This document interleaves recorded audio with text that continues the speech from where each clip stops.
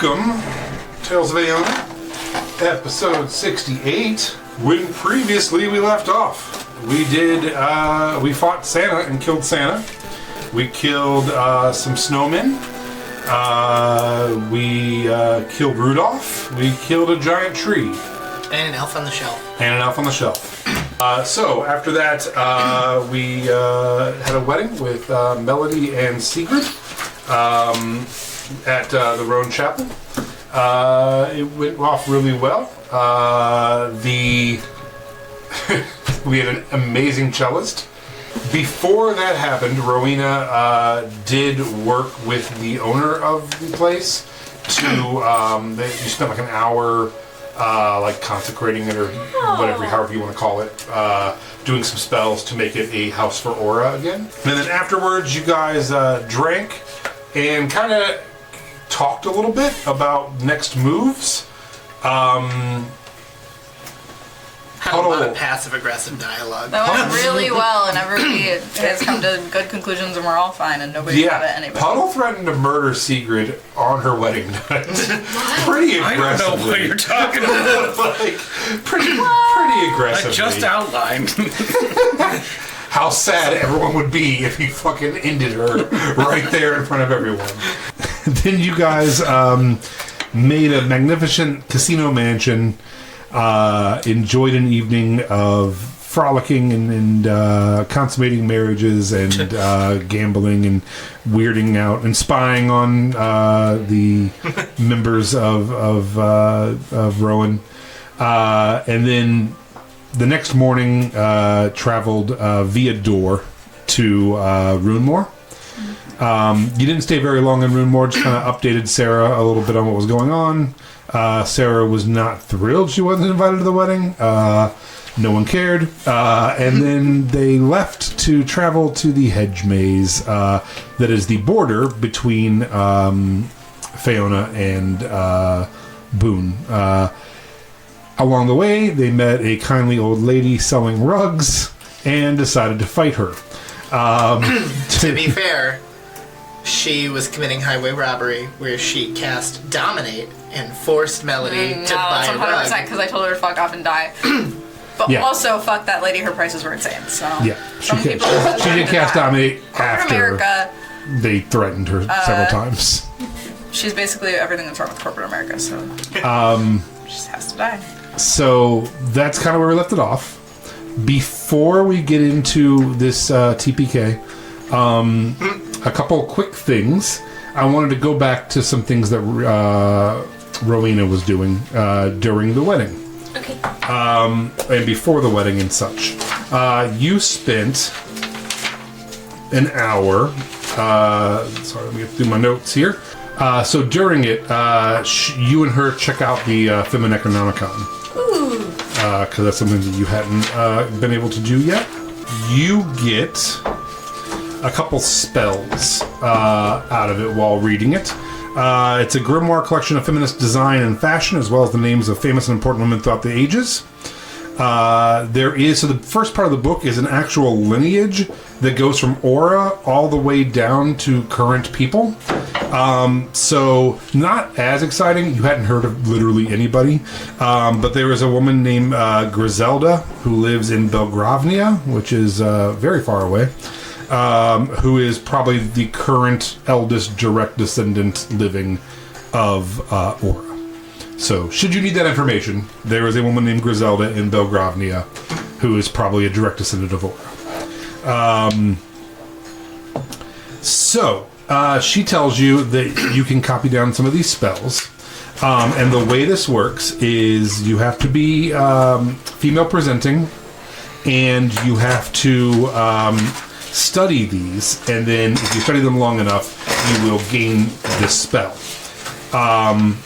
A lot of them are way, way, way out of your range, but you do get a couple. So you get one called Invoke Equality, which is a 5th level spell. As an action, you can call upon Aura to balance the scales of life and select 2 creatures with different amounts of hit points within 30 feet. You name one the oppressor and one the oppressed. The oppressor must make a charisma saving throw on your spell save DC. On a failure, the oppressor loses hit points and the oppressed gains hit points. The hit points, I called it in, but whatever. It's half the difference in hit points between the two. And there's another caveat: the two creatures are male and female. The charisma modifier, you can add your charisma modifier to it as well.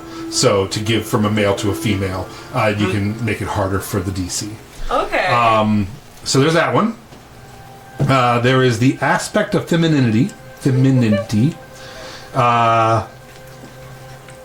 So each female presenting member of the party who spends 10 hours reading this section will gain proficiency in either deception or performance if they don't already have it. If they do, they can add a +1 modifier to either deception or performance. Cool. You also get great recipes for Fae egg omelets, Kincoon potatoes, a basilisk bisque, steamed myconid, a giant toad in the hole, bullywug legs, and pulled direwolf barbecue. Oh, damn. Now there's Like through half of those recipes are sentient races. I know, that's what he said to the it's Viking. a grimoire book, man. Yeah, they're saying you should, but here's how you could. Couple more. There's 3 more spells I'll tell you about. There's gender fluidity, which is a 4th level abjuration spell. If you spend 10 hours reading this part of the tome, you will learn the spell freedom of movement. And during that freedom of movement time, for the duration of the spell, they are also, their movements as they're moving, it blurs the line in their gender as well, and will affect their gender and how people perceive them. The other one, and this is the one that really catches your attention. This one you have to spend 30 hours researching. It's Widogast transmogrification spell. There it is. The spell's use is to transform a humanoid's creature's body into another humanoid's body. But basically, if you happen to know anybody who's looking for a new body, you would be able to once per year put them in a new body if you find a body that you like. Okay. So that is that, and then she gives you one other spell for bringing back. They brought back the shillelagh, the Pink Pony Club, and she goes, "Hey, they found out what it did. If you hit someone with it, it gives you hit points. Nice. You can beat life back into someone. Oh my god, I love that. So she's not going to give you that because that's hers, but she's going to teach you a spell called Hot to Go. It's a 1st level spell. As an action, you can give people up to 6 cups of hot cocoa that will grant 1d6 temporary hit points. You add an additional d6 for each level after 1st level. It takes 1 minute to make those, and they last for 24 hours. Okay. So it takes 1 minute to make them, but then as an action, you can just hand out cups of hot cocoa called Hot to Go. It gives everyone d6 temporary hit points. If you cast it higher than that when you're making it, then it'll be more than that. And and also you now have a temple to Aura that's also a gay bar, basically. Oh my god, that's beautiful. in Rhone. So okay, which brings us back to where we are now. You guys are walking down a pretty decent dirt road. You're out in the middle of nowhere, but it's well traveled. You come across an elderly lady selling rugs. It goes badly, and let's go ahead and roll initiative. So, Leaf. We start off. Also, Puddle. I went ahead and just made your mini this amorphous blob. I think that was a little closer to the random wolf guy we had. So if that's okay with you. Oh, that's great. Okay. I found it today. I'm like, oh, that'll probably work. Okay. Leaf, it is your turn. Standing before you is a Rakshasa. take a few shots at it here. Lowest is a 21 to hit with my first 2 shots. Those hit. So that's 51 points of magical piercing, barring any resistances. And 51 magical piercing? Yes. Okay. Alright. Cool. Good to know. And then I will bonus action and take a 3rd shot at him. For 23 to hit. That hits. Plus another 24 magical piercing. Okay.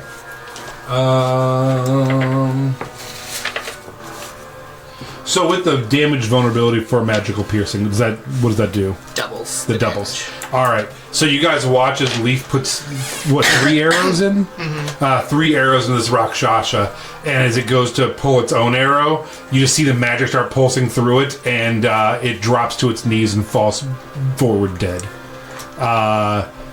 You guys want to take the rugs? Yeah, I'm gonna go get my fucking gold back. That Rakshasha's turn is done. As oh shit! Out of the back, the invisible, unable to detect because of how high their magic is, second Rakshasa jumps out and starts running towards you, seeing that you just killed its mother.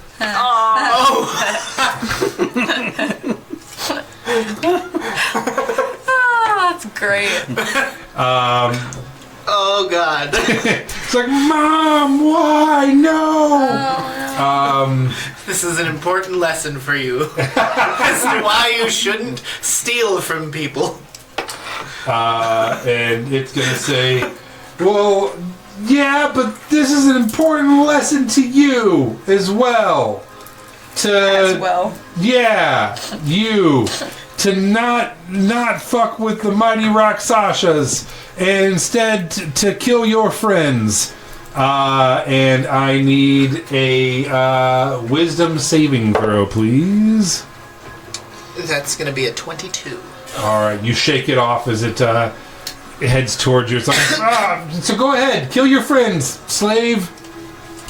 Fuck. And it's going to go turn and like hide for half cover behind its dead mom. And drop down and like, oh, fuck.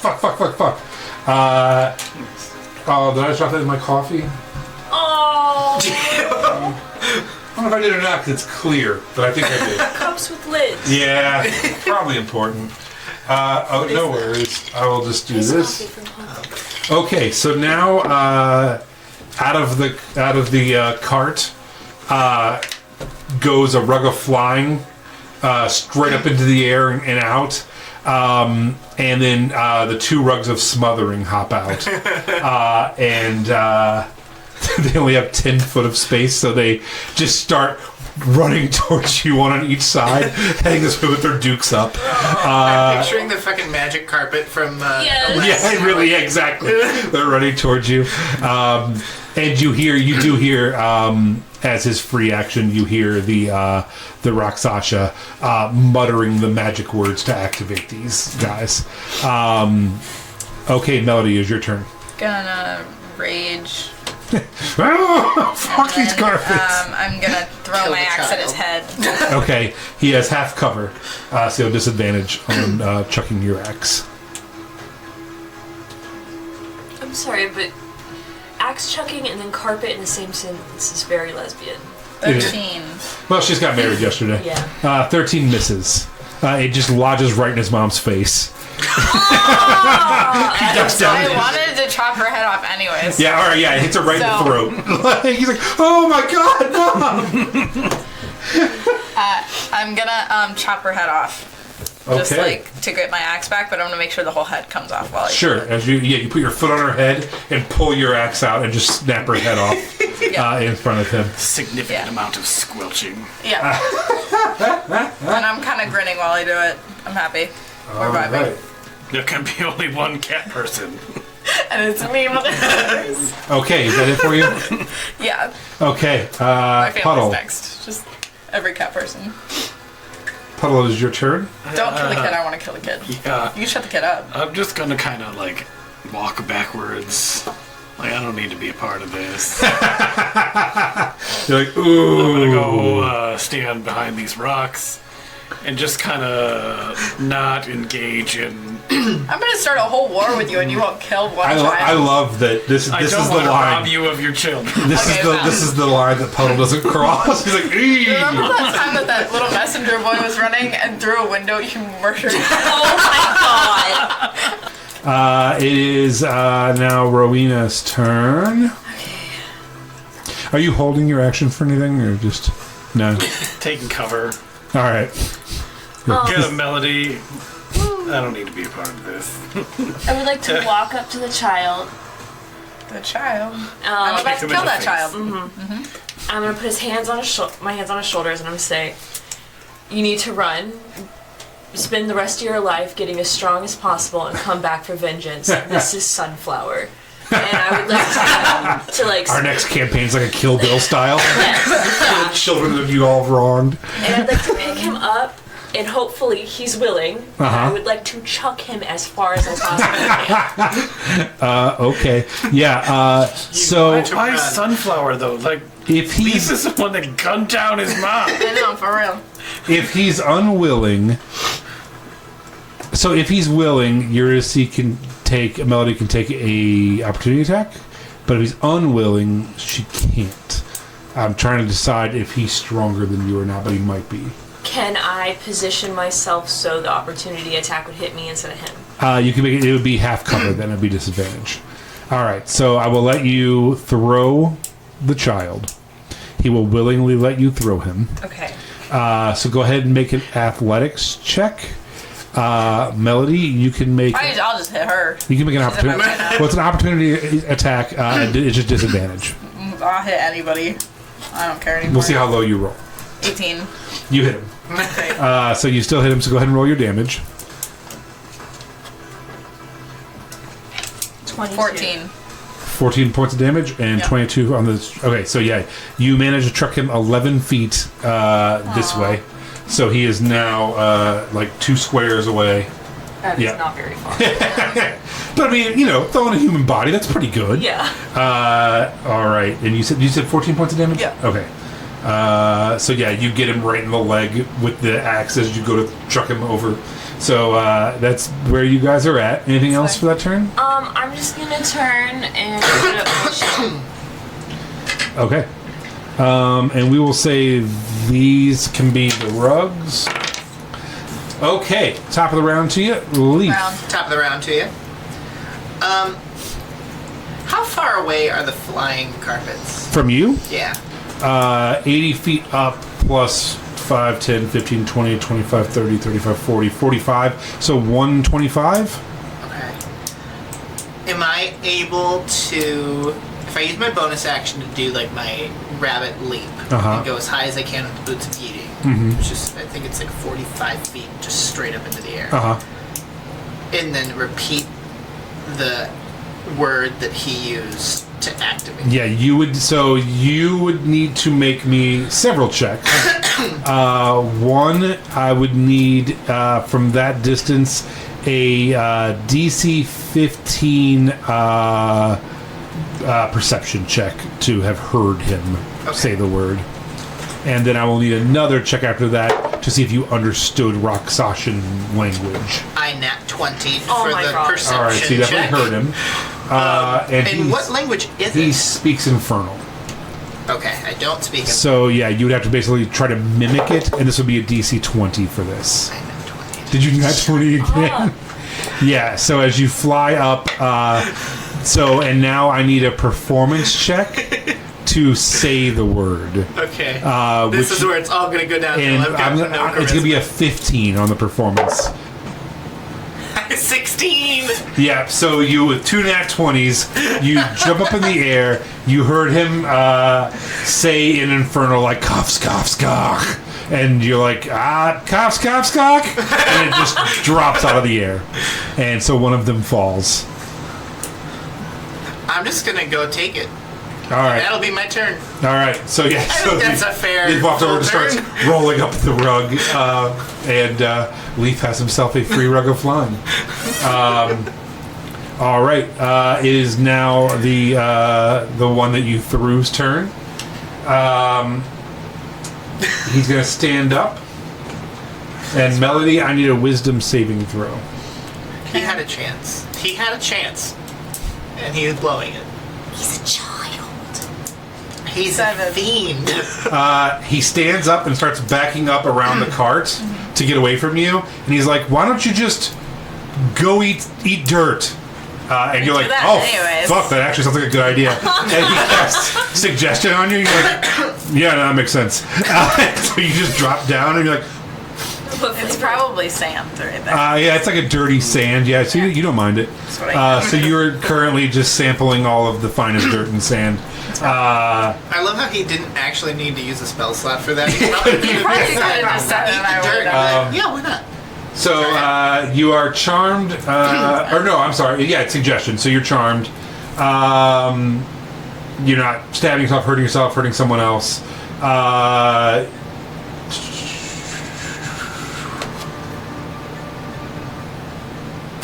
So yeah, it's just the entire duration, which is 8 hours, unless someone hurts you or makes you stop.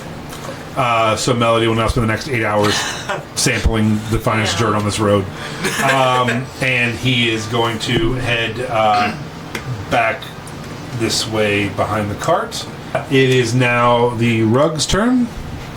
They are going to run up on Rowena, who's the only person there.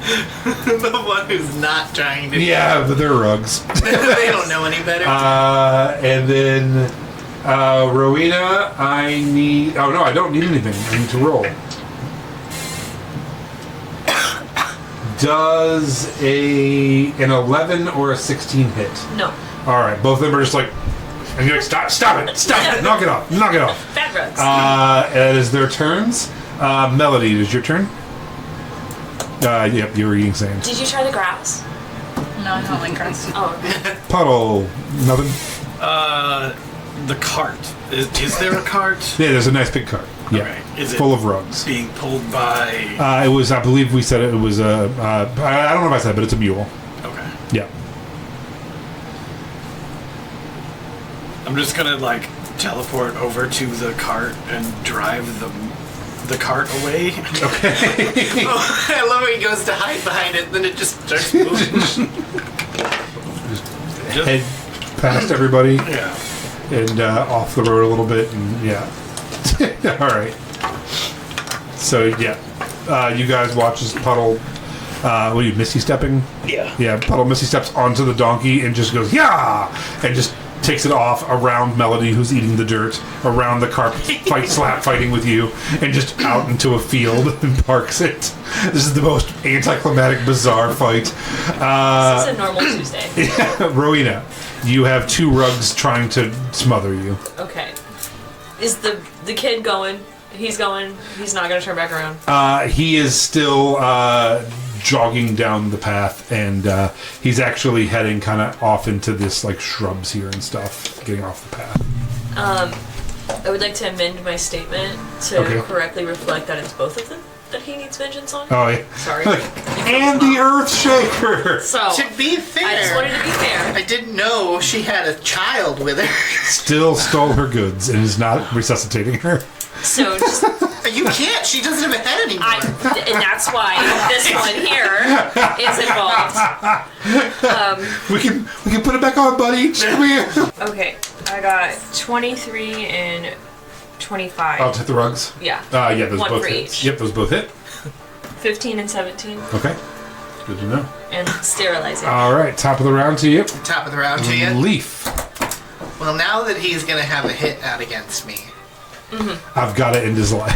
gotta kind of take care of it. And you were horrified when I killed a child that had notes. So the lowest is a 19 for my first two shots. Okay. That hits. I would like you to re-roll that. Which one?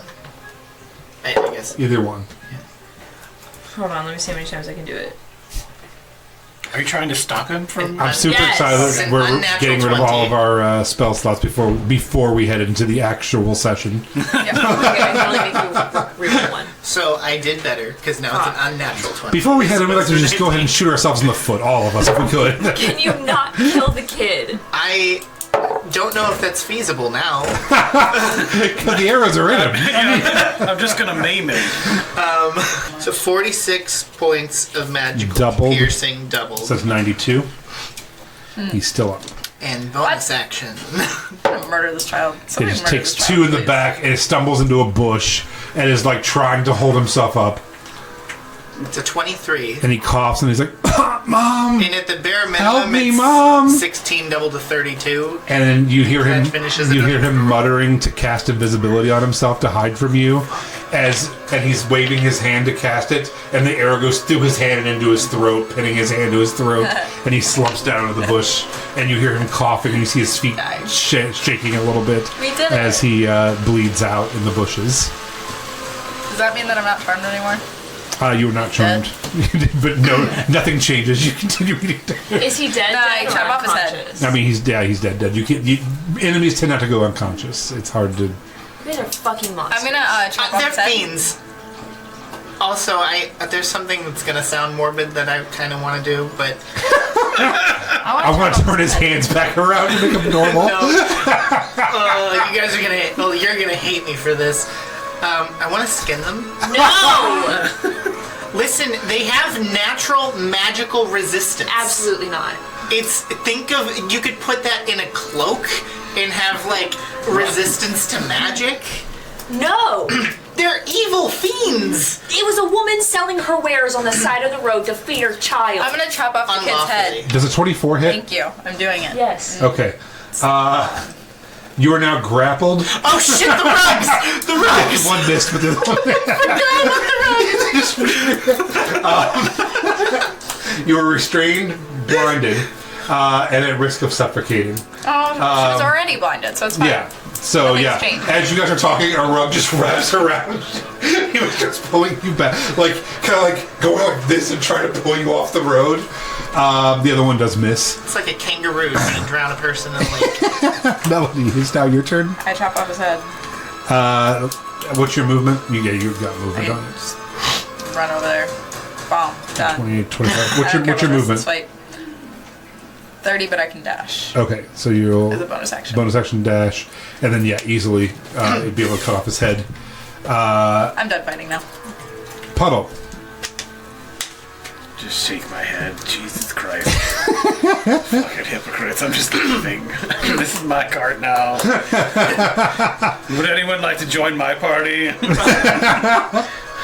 Rowita, you are currently grappled. It is a DC 13. It doesn't say what. What was it? Why does it say what? I guess strength to escape. This is the actual D&D Beyond monster manual thing. It just says DC 13 escape. It's a grapple check. Escape. Yeah, or Yes, just like athletics you or were grappling with a regular old humanoid. So it's strength then. strength or acrobatics. Okay. I think, right? Yeah. Alright, so strength or acrobatics, DC 13. I can't believe it hit with a 24 though. Yeah, I rolled 19. Yeah. No, I got it. 22. So you push the rug back off and you're like, stop it. So that's your action. Anything else that you do on your bonus action? Curse you all. Well, not you. Top of the round to you, Leaf. Top of the round to you. You gonna go skin a child or First, I skin his mom? since I did pretty well with the last ones, I want to try to speak the command words that I use for these ones too. Okay. So first is the DC check for investigation. Did you hear or perception? Did you not 20 it? Gee, how the fuck every time you do it? That's 3. I saw them all. But they're not on attacks, which is the funny part. And then I need it was 20. I forgot what we used. It was for to understand the language. So what did we use? Was it just an intelligence check? You use perception to hear it. hear the word. Yeah. Use performance to speak it. But there was one in I don't between. remember what the one in between was for. I just know that Because you'd already rolled the nat 20 probably. I think it was Yeah. wisdom. Oh, it was a wisdom. Okay. Because you It was had, wisdom. Yeah. You have good wisdom. No. No? No. So yeah, you say a couple words that you think it is, and it's not stopping them. Can I just whack it with, Sure. like, I don't want to cut it. I'll use the mace. Alright, just beat it. Yeah. Alright. Which one? The one that... The one that grappled. Okay, yep. That's an unnatural 20. Hits.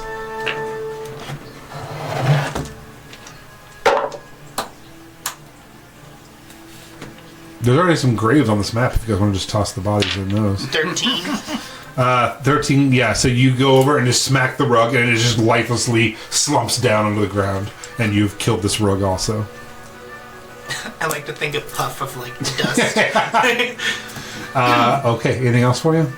Nope. Alright. It is now the second rug's turn. It's going to turn and try to grab you. Nope, I don't think it does. There's a 14 hit.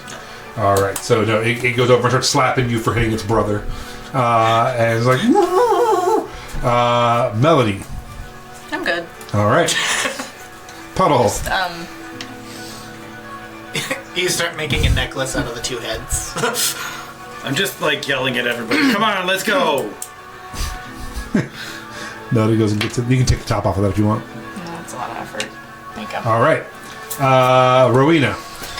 I guess I'm gonna collect their bodies, bring them over to their grave, do last rites on them. Does a 17 hit?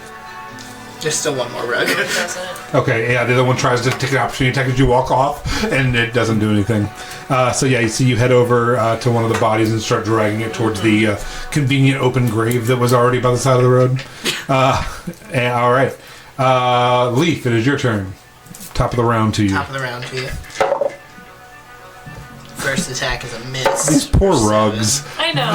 They're trying so hard to avenge their masters, and none of you give a fuck about them at all. They're like, "Oh, come back here and fight." No, we're good. 14. Hits. No, that's the damage. The first attack missed. My second attack, okay. a natural 20. So yeah, you beat that rug to death as well. Okay. So Leaf's just standing in a road, just beating rugs with the mace as hard as he can, while Rowena drags the bodies of this mother and her son over to these shallow graves that someone had dug. Like to skin. I swear to God. We're about to go into a maze fortress of the Fae, where magic is gonna be all over the place. And I hope they get it. Having a little bit of magic resistance probably would be You useful. do not deserve this. You don't deserve it. I'm sorry. How do you even know that taking their skin will give you? I don't, but if they naturally have What a if we like resistance commit a to war magic, crime just to find out? Okay, not a war Bangalore. crime. If no one's alive to see it. Alright, so you now have a rug. None of you seem to be upset when I kept a bag of undead orcs that I released. Because they were not children. I'm fine with whatever you do. You can I'll skip them for you. I don't. You have a rug. It's 3 foot by 5 foot. It holds up to 200 pounds. It can do 80 feet per round of flying speed. Cool. Yep. Can you sew skins into it? He'd make it a tiger skin flying If rug. Rowena is not gonna let me skin the Rakshasas, then I'm going to Go lay in lay that grave. the dead rugs in the grave and wrap them up. Okay, there we go. You wait. You're going to wrap the rugs around the Rakshasas, or put the rugs by themselves in their own grave? No, I'm gonna wrap the dead rugs. I'm gonna wrap around the Rakshasas. Oh, as they okay. go into I the thought you were still like, you're right. I will bury this rug. I feel way worse for it than this animal. I thought that's what you're talking about. Like, The rugs are magical items. The Rakshasa are fiends. Lawful evil so you fiends. wrap them up in the rugs that they would not sell to you for a reasonable price, Just like a mob hit. and toss them in a shallow grave. Nothing to see here, people. And then now it's breakfast. So, good job, guys. I'm gonna pray to Aura that she brings them back to life and hunts you guys down like dirty pigs. I don't know if Aura. Hey. Not you. I don't think Aura would want to affiliate with fiends either, though. Like, She only cares about justice. I think that would be justice in her eyes. We killed Wait. two fiends that Just because they're a extort people fiend. for money. Okay, you guys were rude to them. That's why they tried to extort you. And they're not doing anything wrong. She's just trying to sell goods to feed her family. It was like 800 gold. Want to get Not a that. Pepsi? Fortunately, we have that kind of money. But if she does that to other people, innocent people, that could be their entire life savings. Can and they you make starve. a flying rug? Then yeah, it's aware that she knows how to do. I feel like Or she obtained it by stealing it from someone else. we don't know that. Exactly. But we do know that they're fiends. It's innocent until proven guilty. Lawful evil This is fiends. racist. Lawful This is evil racist. fiends. You know what? A lot of people think drows are bad. You think Hasbro. I'm No, bad. I don't. Thank you for changing the Sector 5e, and we will play D&D 1, or whatever they call it now, 5.5, in the next campaign, where they're not lawfully evil races. We all are very happy with Hasbro. They've done nothing wrong. Had the Rakshasa not dominate Melody, it would have been fine on its way. Listen, sometimes you have to dominate her to get her to do what you need. Okay, I can't say I blame them. And it wasn't just Melody. Tried to dominate me as well. And then the little Yeah, but one we did know too. you like that, so it's fine. It's not that big of a deal. Well, you know what? You've had some troubles in the past with Sarah. You don't like to give out gold. I did. That is so true. I've given Sarah double the He's gold the she asked problem. for. And last time, something that seemed kind of sketchy and evil, but I'm like, you know what, whatever, ended up trying to paralyze me mid-flight, and then everybody else went along and murdered a good dragon with this thing while There's I no had to good catch dragons. up. Dragons are evil. That was horrible, We all at least wasn't agree it? on that. Because some damn. people can't keep their Secret's murder in like, their didn't you pants. have a hardline crush on a dragon, like, a month ago? Yeah, I mean, I still do, but we'll talk about it later. I know him. Like, we're cool. I'm just saying. Oh. Like, me and him are like, I'm just saying, if that's your hall pass, I could probably make that happen, is what I'm saying. So You're we'll letting- have like a prince or a princess. Vereen is the hall pass. I mean, God forbid a girl get cuckolded. I just want to have a dragon baby. Like, A furry, Dragons are already basically just giant cats with wings. it'd be flocked. I think we already made that joke in this campaign, but it'd be a flocked dragon. It'd be nice, like fuzzy. Okay. So, you guys taking the cart now? Yeah, the cart's going. Already on it. Like this. All right. This is some bullshit. And they've been now- arguing and we're down the road. Sigurd hops in. Do you want to hop on the magic carpet, anybody? I'm not. I can show you the world. I'm gonna fly above in the carpet. Just have an eye in the Leaf sky. flies next to the flying carpet, holding it like Superman. It's like, I didn't even need this. That's the whole thing. That's the crazy thing about this. No, it's actually, we all can fly anyway. It's like 2 murders for absolutely nothing. Stop giving them things to fly. It never ends well for us. So who else is in the cart? I'll get in the car. Melody and Sigurd and Romeo, My wife. with Leaf Aladining above you. He's like Batman Aladdin now. That lad. Bat Aladdin. We got him. I was trying to think of like the quickest joke for that. That's what I came up with. We got him. Okay. I just want to take a moment while we're traveling and talk to Crowena and say like, so what's the over/under on Leaf actually facing justice for all of this? I'm gonna be real with you. I can't take that crazy fucking rabbit. So I hope my god does. And then you can't take me. Like I can't take him anymore. Like Both. Well, I mean, I'm technically Melody's family now, so I think I'll probably have to kill him at some point too. He will kill you. I just want to know. It's Like, his bow, right? It's his bow that has all the power. We just gotta get that bow away from him. There's fire on it's the any inside. bow. We just have to drop off his hands.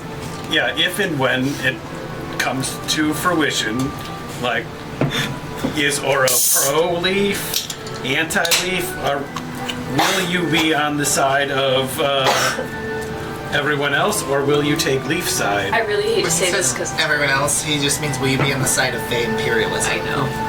Yeah, Yes. They're having this conversation. They're having this conversation, and Leaf is just above, be like, "Yay! Yay! What a great morning! We're all friends." Like, we have to kill this motherfucker, right?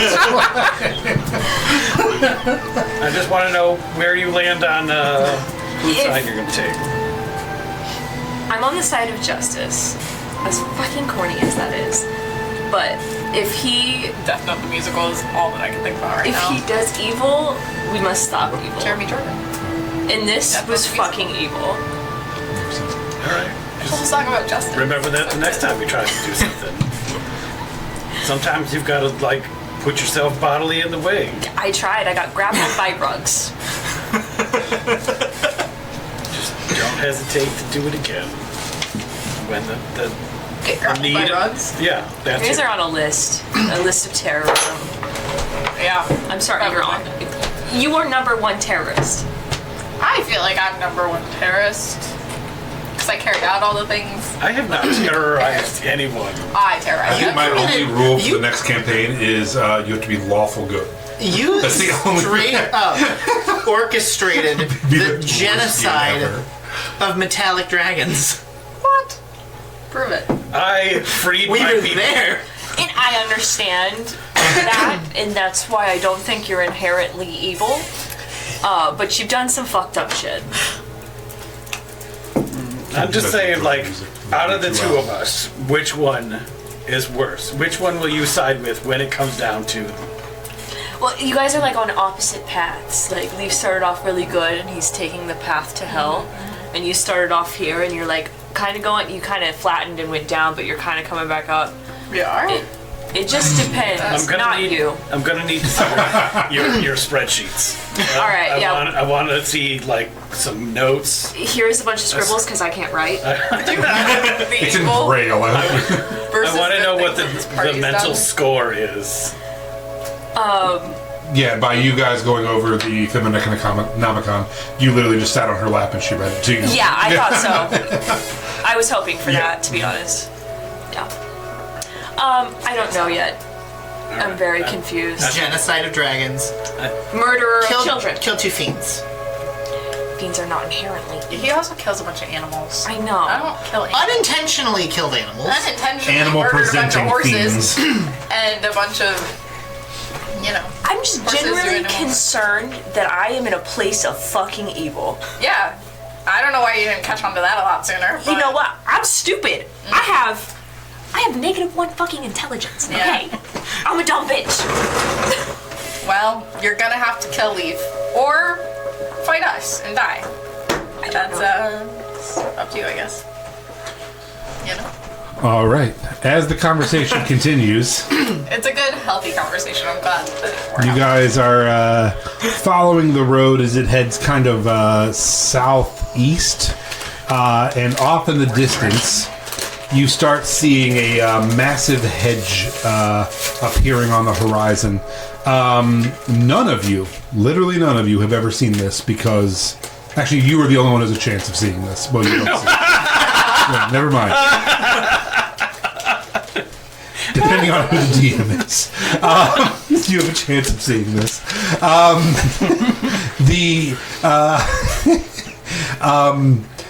So none of you, because you're not from this timeline, have ever seen this hedge maze.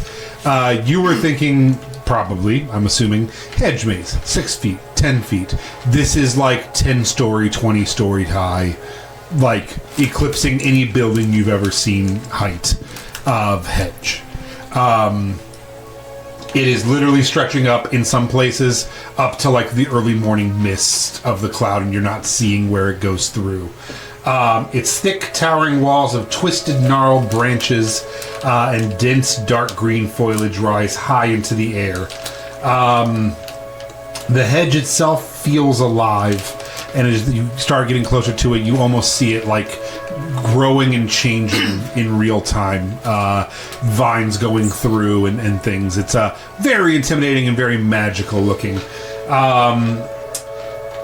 As you get close, the road actually gets along the edge of the hedge maze, and that you start seeing the thorns, very large, thick thorns, jagged, sharp, twisted, they almost look eager the way they kind of reach out, kind of beckoning you to get near to poke you.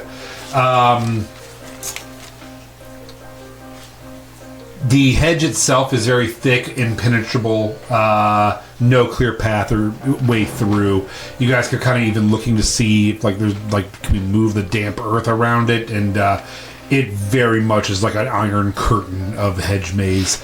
And you can also see the arms on your hair the hair on your arms. That's you do not. It's some sort of mythical creature with arms on your hair. The hair on your arm stands up as that you can feel the magic field kind of around it as well. And you also get this growing sense of unease at every foot or so the road gets closer to it. As if the hedge itself is kind of like watching and waiting and beckoning you in. The air is starting to feel thick and oppressive. And it's that same kind of feel like when you went into the Underdark of the air here is just different. You can tell you're on the edge of almost like a different plane of being. It's disoriented and distorting and not at all what you kind of were prepared for. After a couple hours of heading down, you find an entrance. And again, I don't know what you were expecting. This is not a grand entrance, nor is it like a small little animal fox kind of entrance. It's just an opening with a path. And it's about 10 feet wide. And the hedge does curve over it, almost making a tunnel in. Cart might fit. It might kind of drag across the canopy, but you can try to take the cart if you'd like. Flying is not an option. This poor mule. Yeah, it's this fucking sucks. There's no Fae creatures at all around it? There's nothing blocking this entrance or anybody from going in it. I have a little question. Yeah. I know you said no flying. Yeah. But is the rug something we could possibly have fly low to the ground in case anybody needed to rest on it while we travel? Oh, yeah, absolutely. You could give you a short rest or probably even long rest on it as it would, travel for you. But no traversing over the hedge. Right. 100%. Yeah. But once we're in it, we could technically fly within the hedge. Yeah, it's a 10-foot... The canopy is about 10 feet above your head. As you go, it's almost like a tunnel. So you could hover above the ground, inches off the ground, or 5 feet off the ground, 8 feet off the ground, whatever you want to do, and not touch the ground. Sure. I was just kind of thinking, if we did, if someone gets injured... Yeah. Leaf sits crisscross applesauce and meditates while the rug takes him through the hedge. All right. I'm gonna look like the older version of Snarl. Oh, okay. So you transform into a teen Snarl? Teen Snarl. Not baby Snarl. Mm-hmm. Peach fuzz right over the. Nice. Just half a mustache. Yeah. Okay, you guys, are you heading in? Do we have any objections? Do we want to short rest, long rest, anything before we head in here? Okay, let's all die. Alright, into the thing. You taking the cart? All right. Mule first. Everyone sitting on the cart. That's where we're going? Yes. And you're behind them? Yeah, I'll be on On the rug behind rug. them? All right. Well, there's no exhaustion or getting tired from walking since you're all just fucking sitting. That's what I was worried about, That's smart. Okay. Heading down the first long corridor of this massive thorny hedge. Again, feels like kind of entering a new world. After not insane long, but 20 to 30 minutes of just straight in with oppressive hedge on either side, you are hearing sounds, right? There is some dried, some of the leaves have fallen, so there's a crunchiness to the mule and to the road. You do hear off in the distance other skitterings or movements, and unsure if it's animals in there or creatures, or if the maze and the hedge is moving itself. But it's not silent. You know, off in the distance on either side, you hear little bits of just like crunching and moving and twigs snapping, things like that, rustling. When we got into the maze and started going, is the entrance that we came in still just there, or did it like close as you turn around and look, it does not close off on you. It seems like, at least for now, it's there. Okay. Go ahead and roll me perception check since you're in the back. I'm going to guide myself. Did you eat the spicy jalapeno ones? Nice. Do you like them? Unnatural My kids won't eat 20. them. No. No. Unnatural 20. Right as it starts to get almost out of view, because it is pretty straight for a while, you see a vine just kind of start going across, just one little vine, and grabbing hold of something across it. And you get the idea that maybe over time this would close and another might open naturally, but it wasn't like, you know, or anything magical. Okay.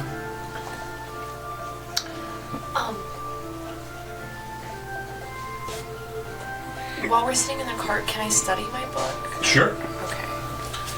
So yeah, right now we could say that you've done a half hour. Are you just staring at nothing? I That's think you would have like, because this isn't the actual book. Okay. She would have transcribed it, or you would have transcribed it in a way that you could have done it. Perfect. So whether it's Braille or a shorthand of some sort, yeah. So she read it, you transcribed it, and now you're studying it. Perfect. Thank you. So yeah, so you're just sitting there like. Yeah. Up front, I believe, is Puddle and maybe Melody. Or are you riding shotgun? I'm in the driver's seat. Yeah, are you sitting in shotgun? Okay. Melody, as you're looking, and you would see this too, you're pretty amazed by the size of these thorns. They're like 6 inches girthy. There you go, since you're already giggling. Razor sharp. And some of them are almost like glistening with dew. Jesus Christ. Mountain Dew. And they're all kind of curved up, like almost like wanting, like almost like a fish hook or something. Yeah. You know. Yeah. You're all horrible. You can't say things like that and then expect us not to. I'm trying to be foreboding. Oh. They're dangerous, sharp, glistening, poisonous thorns that might That's just hook you. men in general, so all of these things aren't really that crazy. They're horrible, they might, you know. Up ahead, you see, it seems like the corridor just ends. You start seeing, as you're getting closer, there's just hedge in front of you. But as you get closer, you realize that it is curving. And as soon as you curve, it splits left and right. You have a decision to make. Left. Right. These two murder each other for the next hour. I think whatever we do, we should always stick to the same wall. So if we're going to go left, we always go left. If we're going to go right, we always go right until... That's not how mazes work.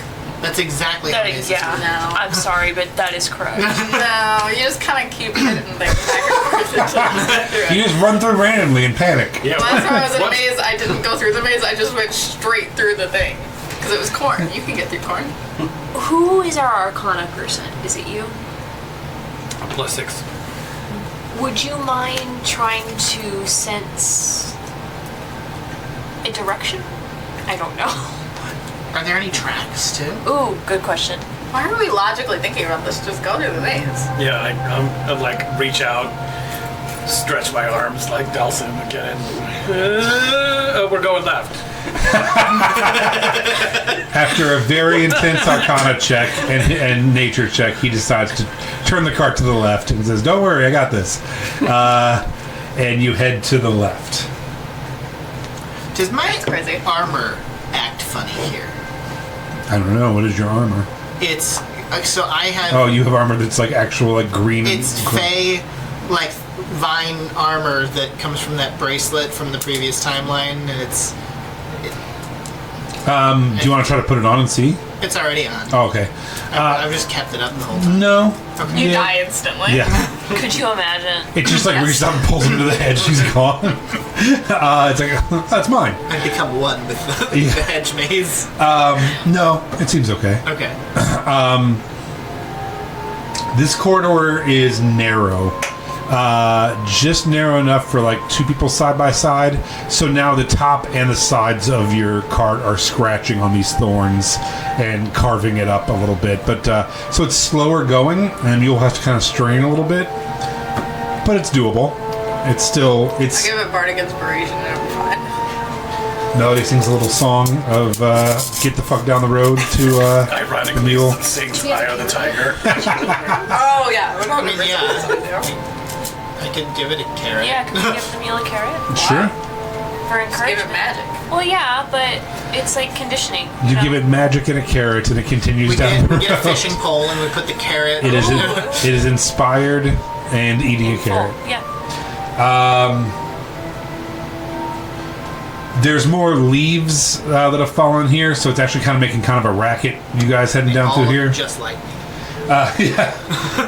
Every step kind of is echoing and crunching, and the wagon is scraping, and it's just kind of a loud, slow progression down this this path. I want to try something, but I'm afraid to try it. Oh, God. What? Well, I have that scythe. So I'm like, I'm wondering if I can like shave off the edges of the maze to like I add. think it will eat us. I think it'd get angry too. Yeah. Well, come on, just try it. Well, it's not getting mad at the cart Do it. though. I So mean- that's why I'm like, Yeah, just do it behind us. See what happens. So as you're going, and this path is not as straight. It starts twisting and turning and twisting back on itself.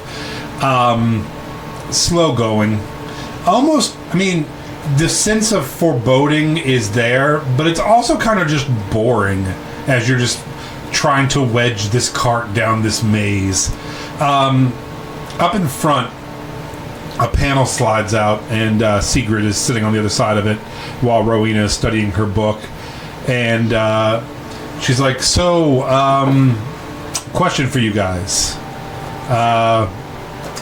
So, I don't know if you remember, but when we were fighting Aragal, he said that the consumption were those who reside in dreams.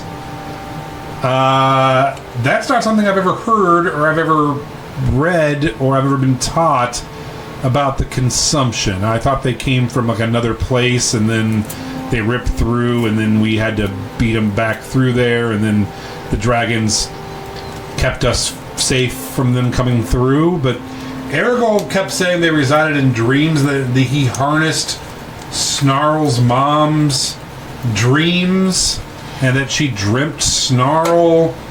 Was Snarl's mom like a consumption dragon, or I don't understand. Was she something else? What was Snarl's mom? And also, what did he mean by harnessing the power of the consumption? I feel like the astral is where like mind flayers and stuff are from, and I've kind of had the idea that that's where the consumption creatures come from. In my the way I've kind of understood it, they come from the astral plane to our world, and the astral place is a place of dreams. Is it? That's kind of Sounds about right. what I've understood. I don't know enough about this to be honest. So Yeah, So, So are we I know still they in- come from another plane because I went there and well, we all did, but Are we still in Snarl's mouth? It's like, is this all a dream? you'd be happy about that, wouldn't you? I mean, it's a mom, but it's also a dragon, so it's like, so, it's like, all right, I've just been thinking about it. I don't know. It's just been bugging me. Like, I just don't understand. Like, is that something you remember from history? No, it's the opposite, right? Like, they came from a physical, tangible place and invaded, and we drove them back to that place. But, like, Melody has dreams a lot of, like, her brother and things going on. does she? Prove it. No, I just thought it was typically dreams. Here's what? Aren't you all, like, connected to your family members through your dreams? Cats? Wait, you're not? Wait, You are, right? Well, I mean, yeah. Yeah. See?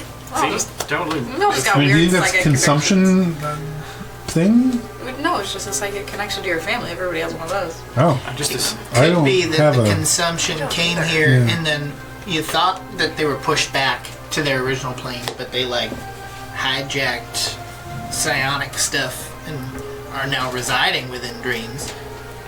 All right. How did? Didn't they say something too about like how your queen lady made like some deal with Aragorn? Yeah. Like, What they the were, fuck like, is in that love? about? I thought that was a trick. I thought that was a lie. I I don't know. wouldn't be surprised, like, when you find somebody stronger than you make a deal for survival. I don't know. Do you think Aragorn was stronger than your queen? I think that Aragorn and the consumption was probably stronger. You make a deal, you reorganize, you make sure that you get to live, and your enemies are somewhat weakened in the process? Well, the Fae do a lot of dream stuff, right? I feel like that's a little racist. Like, Well- you're kind of assuming that we all do the same thing, No, and that, but you know, like... We're used to he's- Leaf being, some sort of racist. Guys, no, Isn't there, like- he's right. We do quite a bit of dreams. Who are you? Yeah. Oh, I'm just the giant snake that's sitting with you on top of the cart. Oh. Hi. I didn't notice this. I've been behind it. I'm flying carpet. Yeah, no, you're in a flying carpet, and he just kind of, you just see him come out of the hedge maze, and he's a green snake that blends in, and he just slithered on and started talking to you guys. What do you think about the consumption random Yeah, snake? that's very interesting, and I'm glad you asked. Yeah. What color is this snake?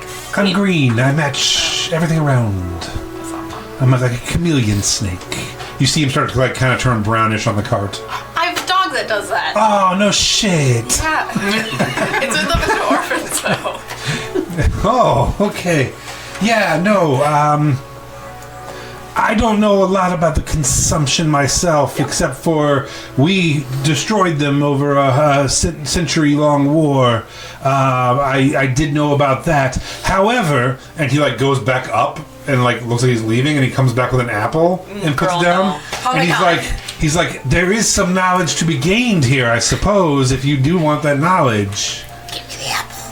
I cast Purify Food and Drink on No! it before she eats it. Thank you. Let me eat the apple. You can eat it. Let me Adam and eat this shit, god damn it. Give me the apple. Hold on, what does Purify Food and Drink do? I don't think it'll do if it's like magical effects, but if it's any poison or anything like that. Oh, on non-magical food. Okay, cool. The fact that you don't have a real apple for me to it's very disappointing. But just in case. He grabs some hot Cheetos. I thought this would be more your speed. So you want the apple? Yeah, so he literally slides down. He's huge, python-looking thing. Comes down around you and hands you the apple. He's now kind of draped on you. And he's like, you want to bite the apple? Like, is he carrying the apple in his mouth? He Does was. have hands? No, he had it in his mouth. He slid down and dropped it into her hand. And is now, like, here talking to her. It's a He's tiny, like, tiny little fang mouth. you want to bite the apple? All right. He's like, wait. Fine to kill. Before you bite into it, what would you like to know more about? It's like making a wish. I suppose something important. Angry.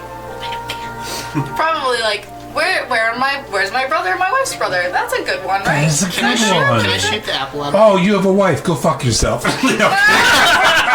Takes his apple. I can leave her. I misread the situation. Fuck off. No, he's like, so you want to know where your brother and your wife's brother Yeah, are the located? guy I'm engaged to. Okay, please, bite the apple. Okay, I shoot the apple out of her hand. Are you? I'm holding it Okay, like this. so I want to make it very clear that dexterity saving throw. It's like half covered though. Dexterity saving throw. I ignore coverage because of sharpshooter. I don't know if I'm going to be able to actually stop her from eating this apple because it's going to 25. pin into the. Okay, roll and attack. Okay. It's okay. I got the next part. That is going to be a 25 as well. All right, roll. Both of you just rolled 20. Let's roll it in here. A 2 and a 3? 17. A 17. So, all right. So, here's what happens. With your 25 dexterity, you see the arrow coming, and you turn, and it hits the apple, but you were holding the apple, and you now block it from him. You can still take a bite if you want to try to take a bite quickly. Me, the apple got taken. No, we have been in tandem working on this. Okay. So, I would like to grapple her. Like You are in Nelson. the cart. In the cart, I'm not in the cart. Oh. She's Oh, the front, shit, and you have a that's little right. sliding window. I literally You shot like try through to the car. My wife is trying to do hold. something, but she's not going. No, she's just like letting you eat the apple. You Yeah, eat the apple. She I appreciates you forgot. for who you are, Thank you. and is like, yeah, she's gonna always eat that apple. Yeah. She always. also she just doesn't have the energy for another round of Take Me or Leave Me, and she's like, I'll do it, but once per day. I can't constantly sing Take Me or Leave Me. No, that's fair. So,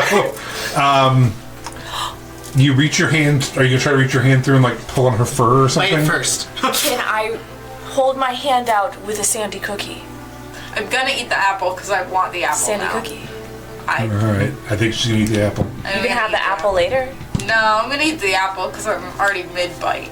So I'm gonna eat the All right, apple. you know what? All right, you Be cursed. take a bite of the apple. All right, I need from you a DC I dive through the cart. Is this my Guidance. Christian era? 12 Oh my Constitution Guidance. check. Or saving throw. Con saving throw. And you got guidance. Should you need it? He keeps crawling 16. in. Okay. You feel the apple coursing through you. You now have a +1 modifier on survival checks. And he goes, I have given you the knowledge to help find your brother. Enjoy. And he like bites the apple back and takes it. It's for the next person. Bye. Ew, they're gonna eat the same apple. I just want it. Where are you going? Where are you going? Fuck off. There's one per day. Fuck off. Who can we thank? Me. What's your name? Snake.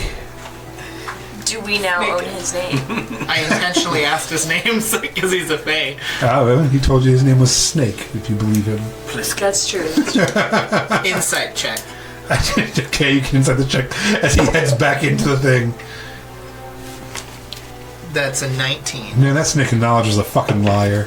You know for a fact. Liar! There ain't no damn snake named Snake. Alright, so you now have a +1 to survival checks. I'm gonna forget that next time I go to a survival show. It doesn't matter. Write it down. You have a No. notebook in front of you. Yeah. I sat it in front of you. Do you need an ink pen? No. Alright. I was saying, I also sat those in front of you. my God. Wait, where's your thing? Your Sitting tablet? It's in Also in my lap. I can't remember any of this. So after about another 20 minutes, you guys get to a dead end. The dead end is not circular or anything, so you now have a cart pointing the wrong way. Flipping in reverse and you hear the magical beep, beep. Just make this donkey, like, make the donkey just walk backwards for the next hour. Can I'm gonna climb through. Uh-huh. I'm gonna roll up the carpet and just put it in my bag of holding. I'll crawl through. I'll undo the donkey and try to like move the donkey to like position it the other way around, and I'm just gonna push. I will help you push. Okay, so you guys just start pushing a cart through this maze, determined to keep this cart. I mean, we don't need the cart, but I'm not leaving the donkey or the mule. Do you want to skin it or something? No, it's an innocent donkey I'll kill a tween. mule thing. Right, but not a donkey. Yeah. He's like, actually, I'm pretty fucking evil, but all right. I'm not. Because I'm totally into you killing and skinning those teeth. The donkey's like, I was actually with those evil people. We burned down orphanages, but you know, whatever. I eat infants. Oh yeah, I'm gonna ritually cast Speak with Animals so I can talk to him and just like get an idea of like what's his story. Okay. So you ritually cast Speak with Animals on this donkey. And his intelligence is I'm still pushing the cart and all that, but Does he sound like any a 2. His intelligence is a 2. He's like, "Hey, man, well, howdy. you my new boss? I wouldn't say I'm your boss. You're free to do what you want. I'm gonna take off then." Do you know where you're He going? tries to get underneath the cart. Do you know where you're going? This place is dangerous. I got it. I'm going that way. I'll see you. Do you know what the Fae are? Can you unhook me? Yeah, I can't. Do you know what the Fae are, though? Like, Fae are? the Fae. You know? Fae? Yeah, they're like tricksters. Okay. Can you unhook me? Do you got another carrot? Do I have an apple? I'll give you a carrot, but I'm afraid that if you wander off, you'll get hurt. Okay. Can you unhook me and can I have a carrot? I'll give you a carrot. Okay. So you're my master. I don't like that. But you have me in these chains, on this bondage. It's just to keep you from running off and getting eaten. Oh, because you don't want me to be an escaped slave. No. Once we get out of the maze, you are free to do So I'm more like an whatever you like indentured to servant do. for right now. It's gotta like, as long as I pull your cart and keep you happy. I'm actively pushing the cart right So it's now. for my own safety that I'm a slave. I Do wouldn't you know want what to to do. sit in the cart? Yeah. You can sit in the cart. Oh. Okay. Can you unhook me? I will unhook him Okay. and then tie him to the... I am 100% a still. slave. What are you doing? If I let you go, you're gonna die, and the rest of them are gonna say that I caused your death. Nobody If I knows. Listen, this is the natural life cycle. I say we let him. Nobody knows. Fine, I'll unhook him. Alright, see y'all later. Goodbye. Have fun. And he just goes trotting down the thing. Leaf, what are you doing? That thing was supposed to pull this cart. Okay, first of all, he's a donkey. You're gonna have to pull the cart now. I already Yeah. am pushing the cart. He's Holy my shit. the rest of donkey. the trip. I took this cart. That's my Did he donkey. die? No. God, I hope so. He very much didn't. Like you see this like tendril like of a vine come out and like reach for him, and he rolled a 19, and he has a 0 wisdom. He's like, ah, and just like runs, takes off running, and turns the corner, and you guys he's gone. Good luck. All right, What was your name? I don't have one. You're Wilbur now. Will. God damn it! Now what Good are we luck gonna do out with the there, cart? Will.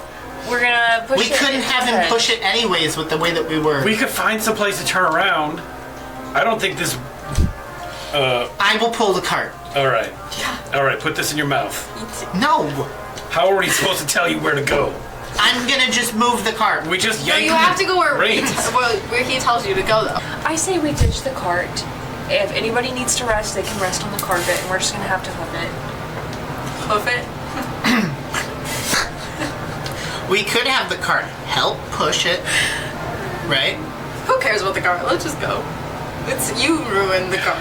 You got rid of the donkey. That was the whole Ruined everything. cart You see what I mean? experience. There's no winning. I think you did the right thing. How much do you weigh? Me? Not as much as other I rabbits. believe I weigh 100 pounds. Okay. Does anybody else weigh under 100? Oh, 110. Does anybody weigh under 90? So you two could be on the carpet. I'm sitting on the cart because he's pulling the cart. Because we're keeping the goddamn cart because he let the cart puller go. Yeah. Can't you turn into a donkey? No. Well, then have fun sitting on this cart. Leaf is No, pulling the Leaf cart. is pulling the cart. No, he's not. Leaf let go of the donkey. It would have been fine. He was saying he was a slave. Yeah. Who cares? That's He's what a donkey. all work animals are. Yeah, for real. I'm a literal beast of burden. You guys are lazy pieces of shit. Now let's go. All right. This isn't the first time I pulled the cart for him. So now Sorry. our cover as traders into this land is done, and now we're just some sort of refugees. Like, This is. let's just make some group decisions here. How you never explained once that that's the angle we were going for when No. we came in here. Why else would you steal a cart full of rugs? I didn't What the steal fuck are we gonna no! do with rugs? It wasn't the intent to steal the cart full of rugs. Why would we be driving a cart full of rugs? It's you. They're not even the magical rugs anymore. You have inside thoughts that you don't share with us. We're not mind readers. You were all on board. Literally on board. I wasn't. I was never on board.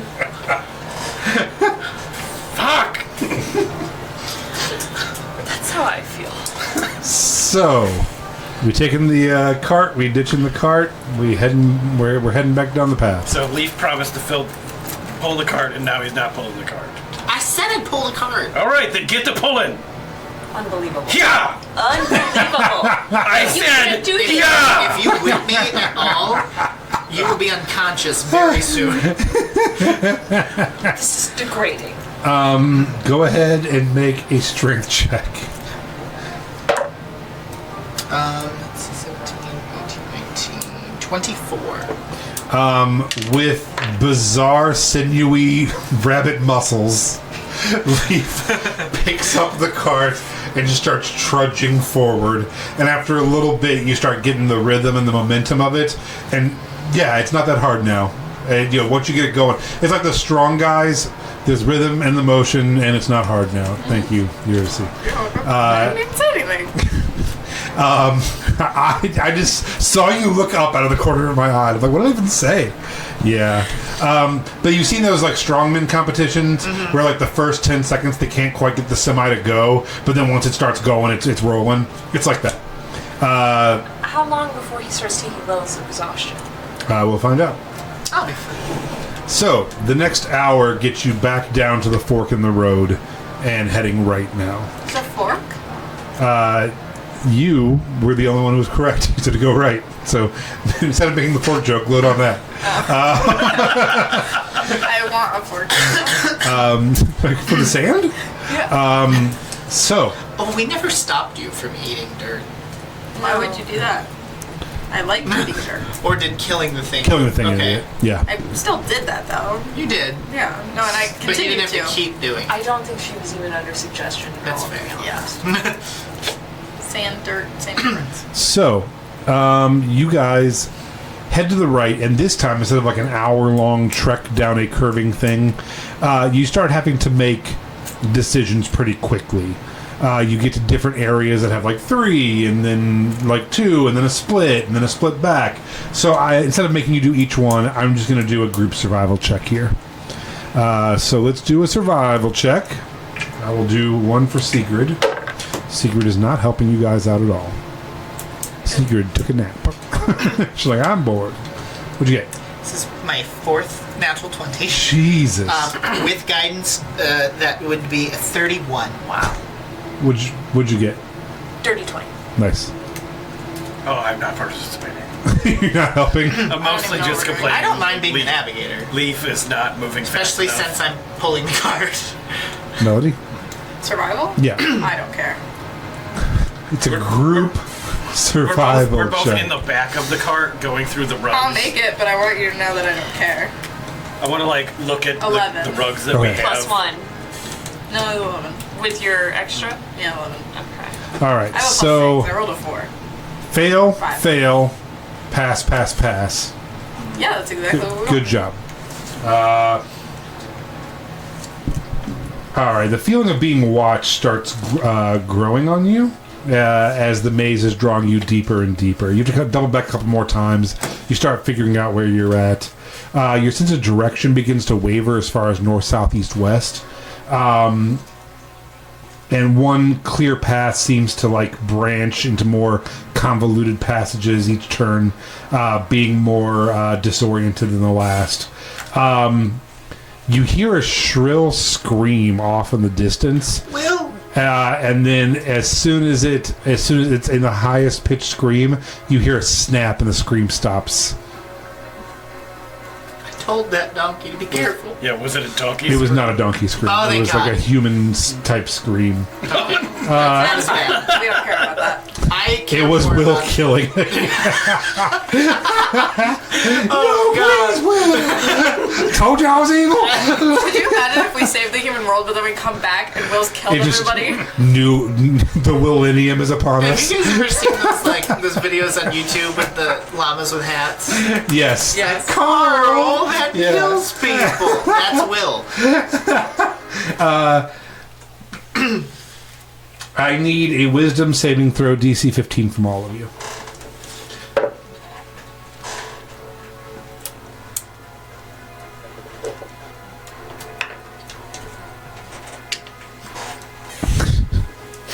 What was it? DC 15 wisdom save. 16. 12. Fail? 22. 10. All right. So fail, and Sigrid failed. Everyone who failed, I need you to roll a D10. D10s aren't real and you can't prove otherwise. What is that? That's a D20. Oh, 0. So 10. Okay. What'd you get? 7. 9. Oh no. Oh no. So, a fog begins creeping in through the actual branches, clouding your way, and you realize that it's actually starting to take kind of an effect. You two shake it off.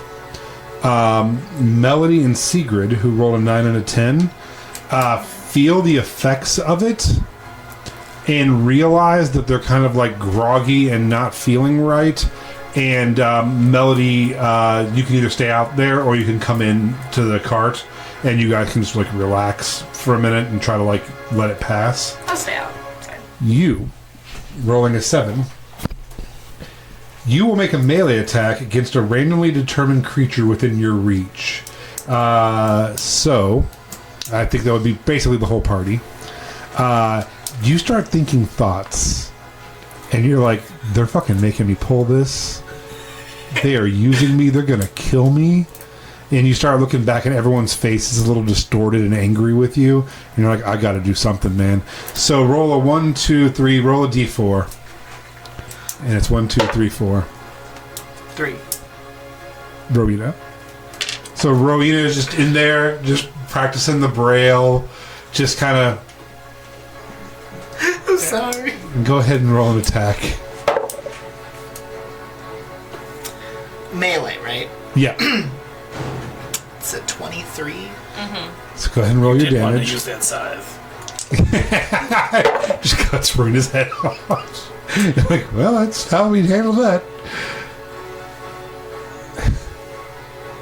15 points. All right. 6 of it is radiant. So you just drop the cart, jump in, and just blast Rowena in the head. And you're like, y'all don't know me. You don't know. Oh, my. And then you just snap out of it. You're like, what the fuck? And we're like, I think the myths are getting to all of us a little. Rowena, is there anything you want to do after just taking a fucking... I'm gonna punch him in the face. Okay, go ahead and roll an attack. Just You, open palm. you and Secret are like, oof. Just kind of like leaning up against the other end of the cart. Like, we knew this was coming. We just didn't know it was going to be this quick. Yeah. Should we help? 26. No, I think we should let him work it out.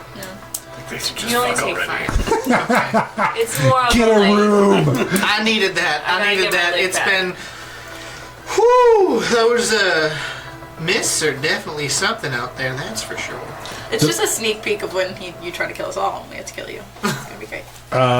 So you pick up the cart and begin your trek some more. Gonna- Break.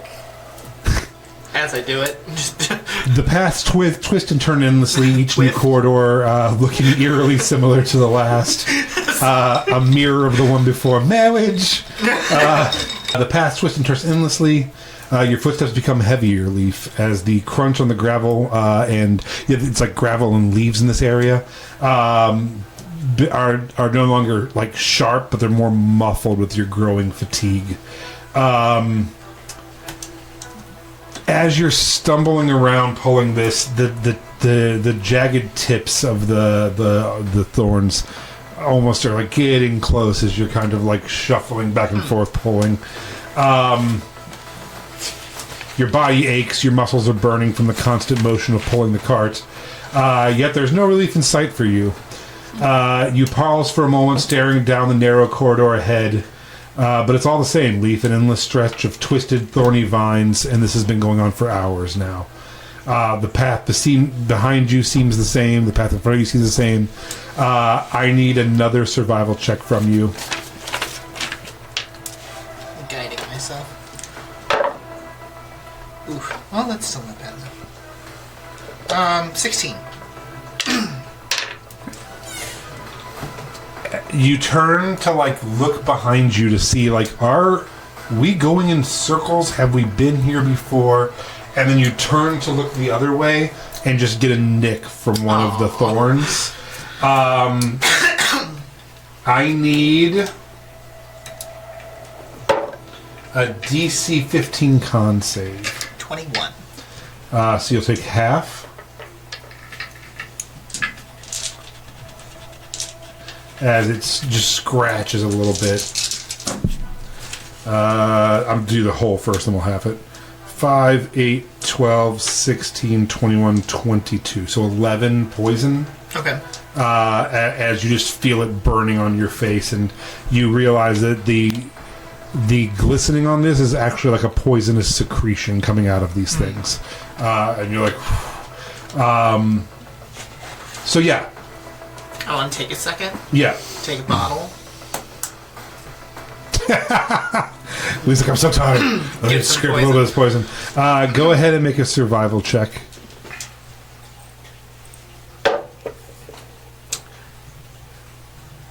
That is a 32. 32, yeah. You managed to get... Or 31. No, forget it then. No, 31. You managed to get an ounce, vial of secreted poison. I will let you tip an arrow with it if you want. It'll be 3d6 extra damage of poison one time.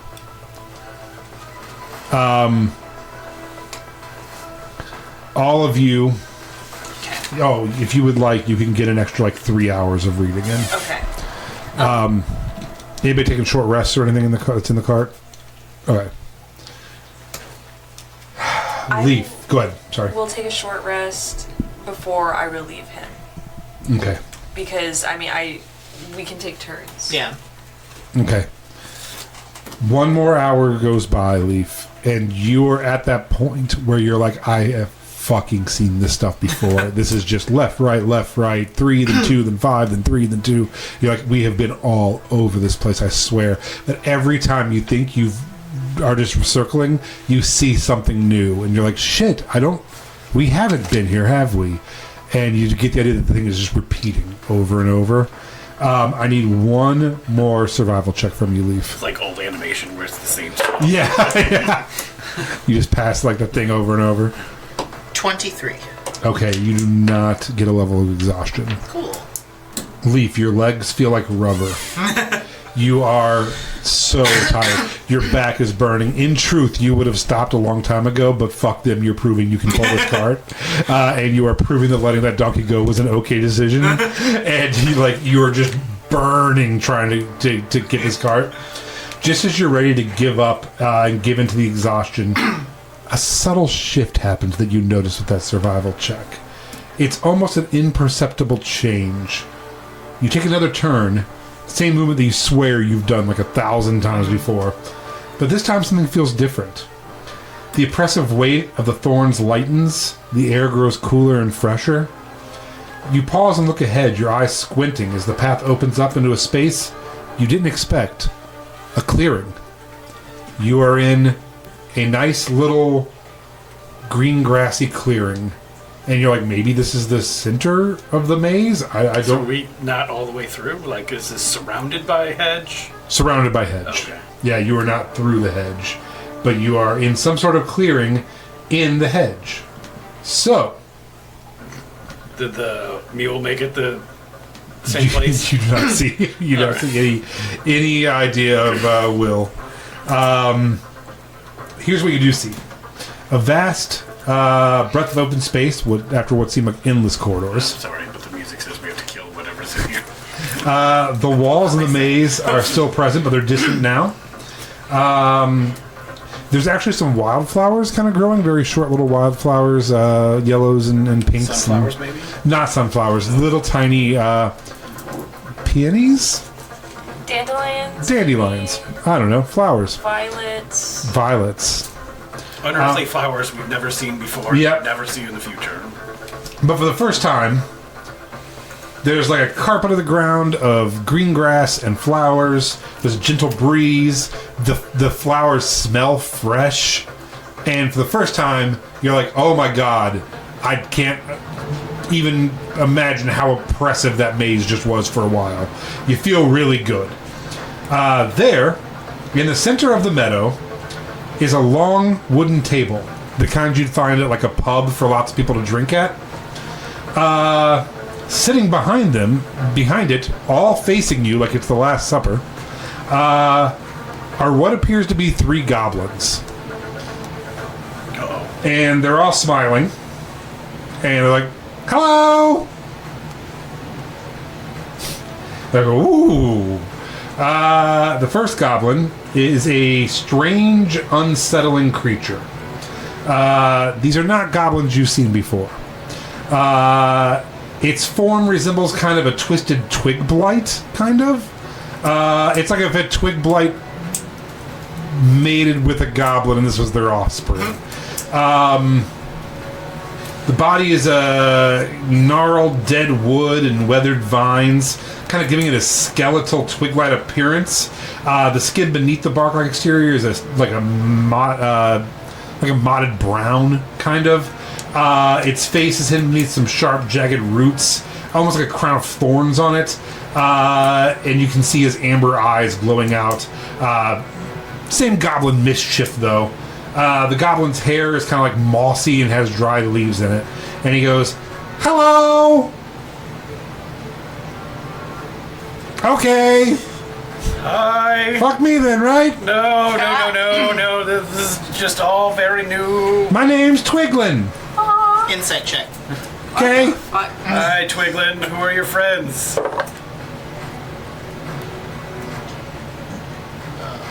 23. Yeah, thanks for Twiglin.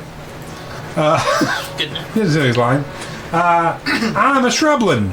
A shrubland? I represent Cynthia Nightrain, the Archfey and Queen of Moonlit Bloom Throne, ruler of the wild. Cynthia what?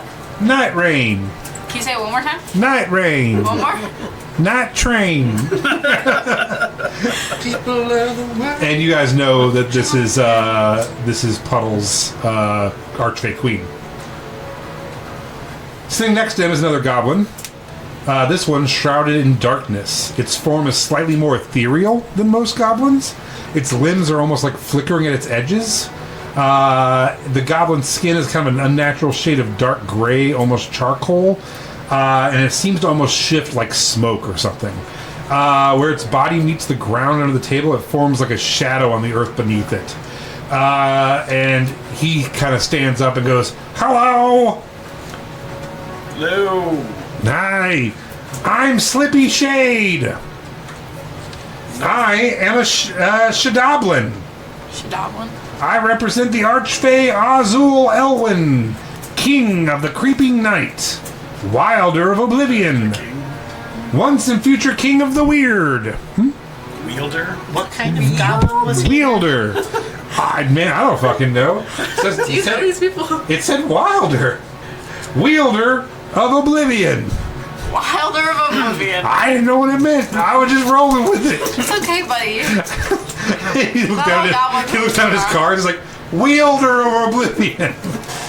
I represent Archfey Azul Elwyn, King of the Creeping Night, Wielder of Oblivion, okay. Once and future King of the Weird. You're doing so great. Wait, I'm confused. Okay? No, that's just his normal state.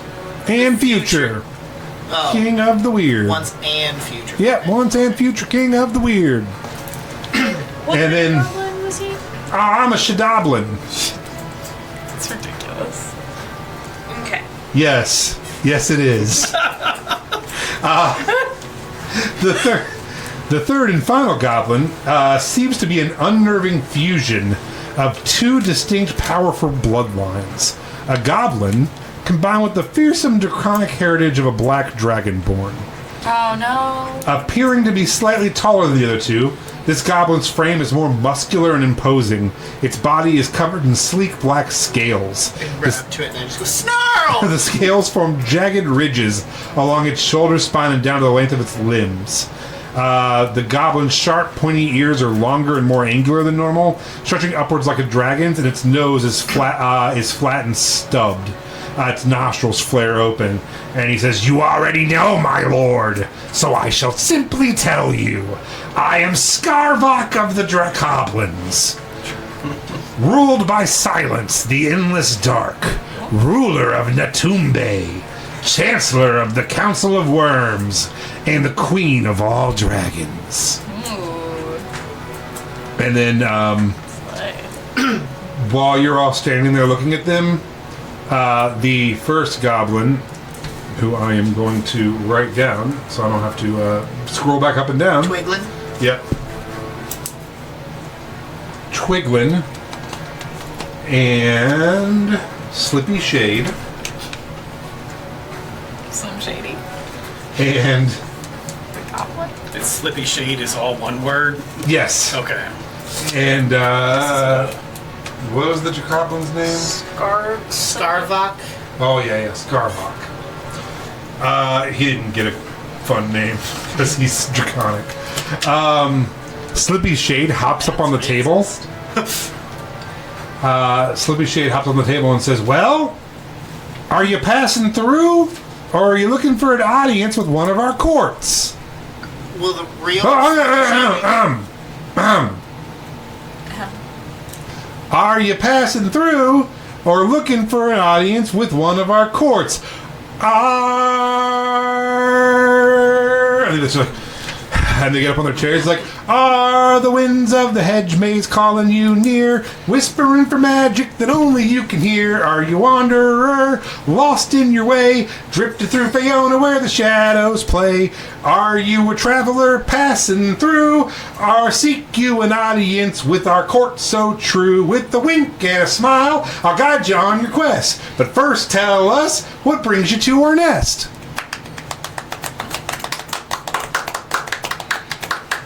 Do you want gold or something?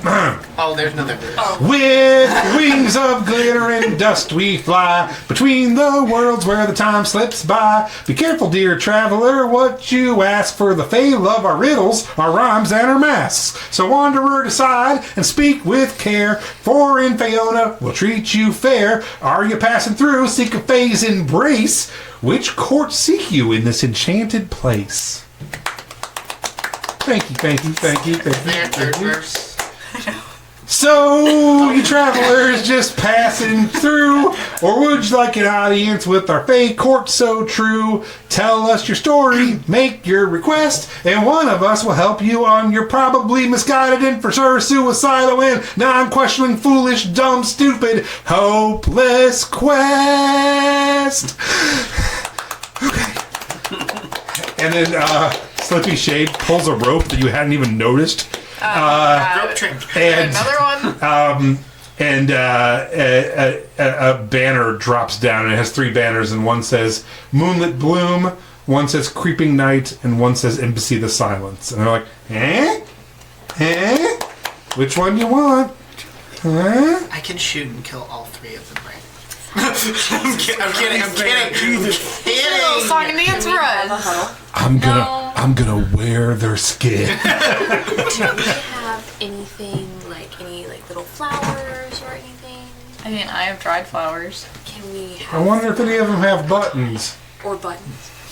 I have both because I have I have like a full bag of holding with costume stuff in it. I just think if we give them a little trinket and pay for this performance, just a little worried of Fae trickery. I'm surprised you don't have much to say right now, like you are Fae. Would you like a button? I don't know what you're talking about. I'm a or a kobold. A button. flower? As payment for your wonderful song. And We have buttons and Twiglin flowers. jumps down and comes running over, and he's like, and yeah, it's just like this horrifying stick creature with a goblin inside of it. He's like, "I like a button only because I know someone who likes buttons, and I don't have a button for him. so I can give him this button next time I see him. Who likes buttons? You're never gonna guess. I won't. Will? Jesus. Cello player we met. His name's Buttons. Aww. Yeah, he likes buttons. It's his thing. So I'm gonna go ahead and put. I have dried flowers too. I don't know a flower. Oh. So. I'm sunflower. No. Oh my gosh! You can Really? just have it. It's okay. I've done this before. This isn't the first time I've given up my name to Fae. Oh, And it shit, won't be the it is. last. Real. I always forget about that. Obviously. And then he I've done just this like before. stops and he's like, I'm Snarl. I'm a kobold. That's Snarl. I don't Real names going around. think that's. I told you true. I'm Snarl. I'm a kobold. Can I have your name? Snarl, the kobold. Okay, Snarl, I have your name. What's your name? Snarl. Okay, your name's not Snarl because I just took that and you said it again. So That's what you can call me. Yeah, well, I took Twiglin. His real name's I didn't Snarly. offer it to you. You didn't have to. Yes, you told I me. do. No, that's not how it works. You have to say, "Can I please have your name?" Can I please have your name? No. See, Damn it's it. that easy. That's why I don't have Sunflower's name Oh, because you could just ask. I know, but I don't want it. Oh. You know, it's not a nice That's actually name. hurt. I'm still taking Yeah. it. What? There's no power behind Sunflower. What am I gonna do with that? Oh, I'm Sunflower. Now I want Button's name, I'm still taking Oh, who Twig. doesn't wear buttons? right? Love that name. You're not taking my damn no. I can take it if I want to take it. Point to one of the banners, and one of us will guide you through this damn maze. I'm going to take the name Twiglin. I'm You're gonna go not by that taking my from now on. goddamn Hey, name. Snarl.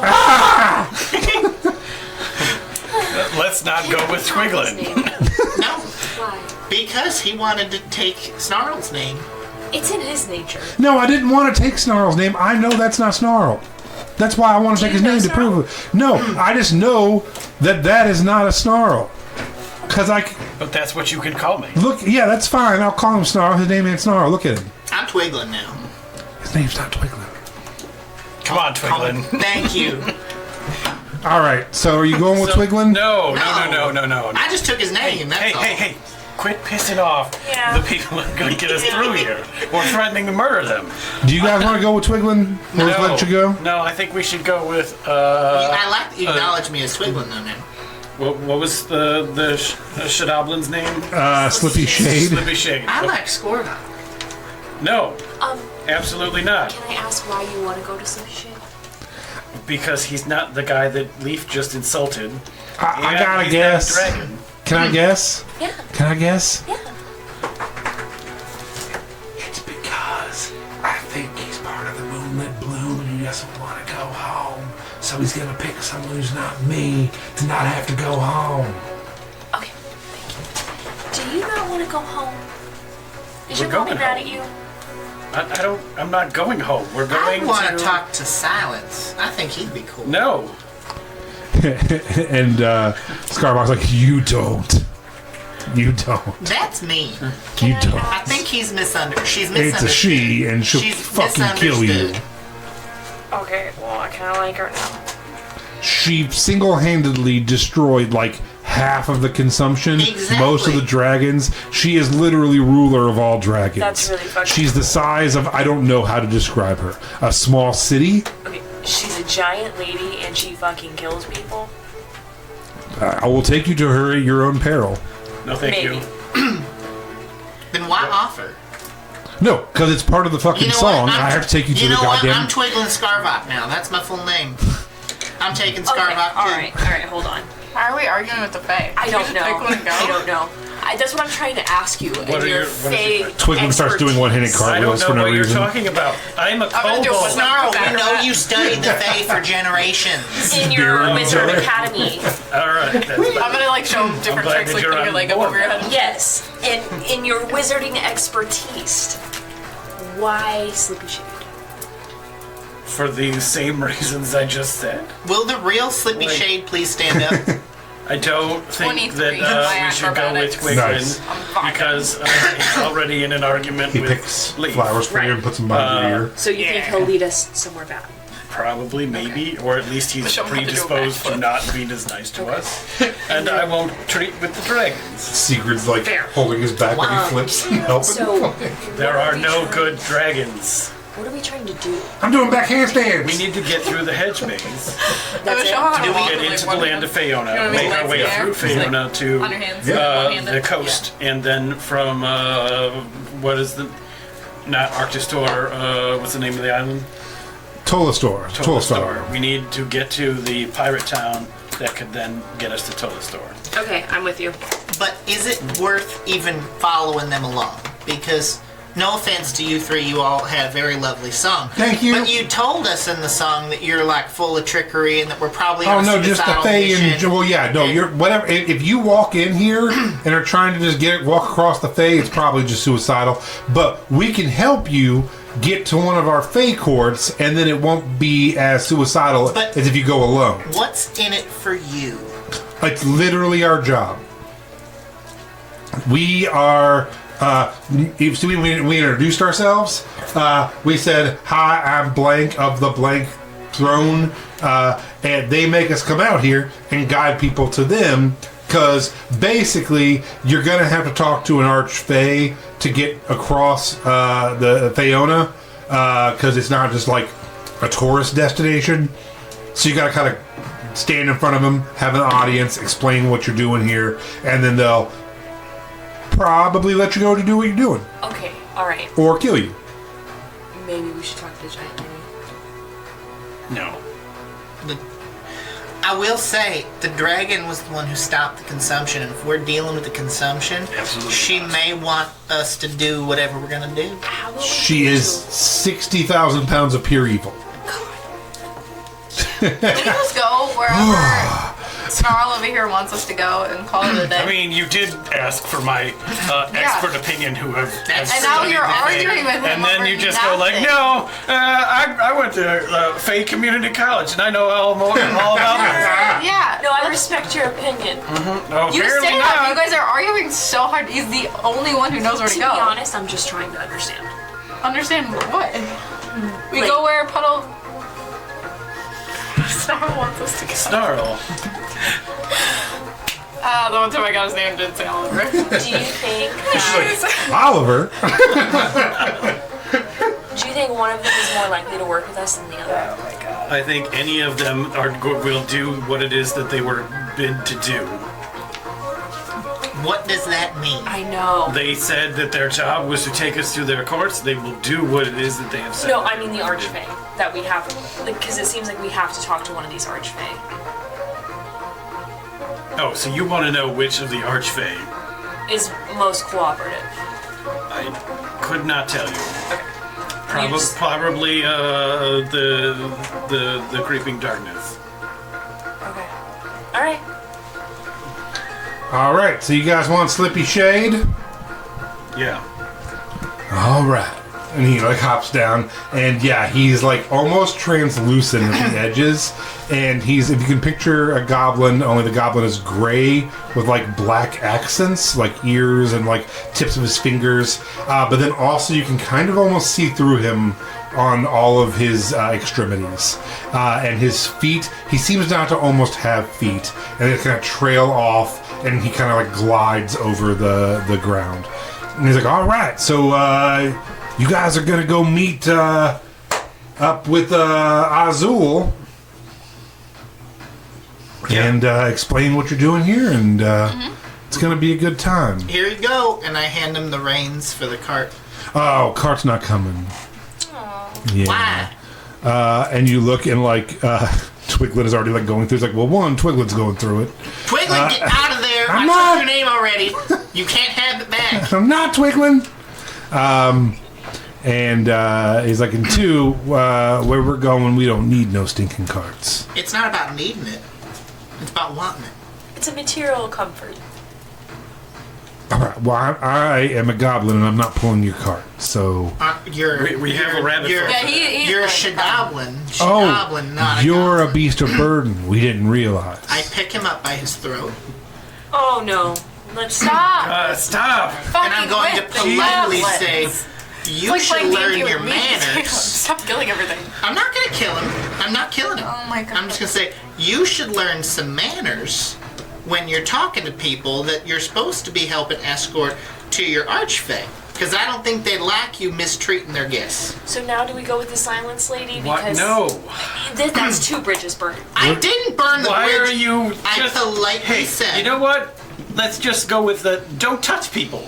Just keep your hands to yourself, and if you can't do that with your brain, put them in your pockets. Maybe you shouldn't have called me a beast. Well, if you weren't a beast... Well, anyway, where we're going, that's not going to fit through. Is kind of just the point of what we're going with here. So we are going to have to go on foot, unfortunately. What about, I can leave you. What about our trade goods that we have in the back of this? Well, what we can do is we can Cart. shrink it down, and then when we get through, we can make it back up, and you guys Okay. can be on your way. If that is that okay? Yes. Also, I'm happy to go first, but he is going to stand beside me the entire time. Yeah, that's fair. Me and you taking point. You seem to be the most capable person who should always be in the front for this adventure. I'm going to set him on my carpet, and I'm going to sit right next to him. Oh, he's going to show me the world. You guys ready? All right. So you guys, he goes over, and literally, you have seen things like this. You guys have probably never. He just folds your cart like it's 2-dimensional. He just walks over to it and just pushes the top, and it just folds in half. And then he pushes the sides and folds in Wait, half. Twiglin! He's like, "Now I'm back here," and just kind of like folds it up and Sorry, then just Twiglin 2. I'm puts it in a pocket. And he's like, "Okay, well, y'all ready?" No.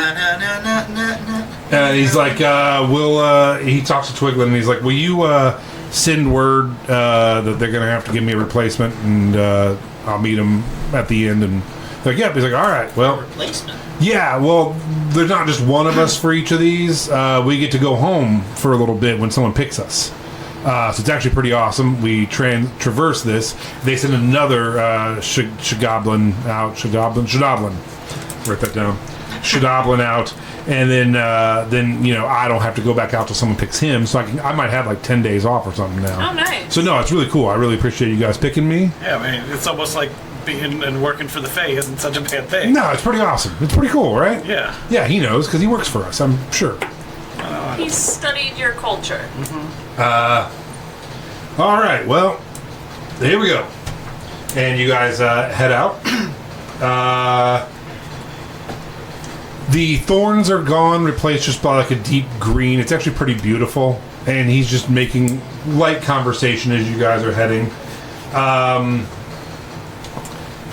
And actually, Sigrid is pretty excited to talk to him as you guys are walking.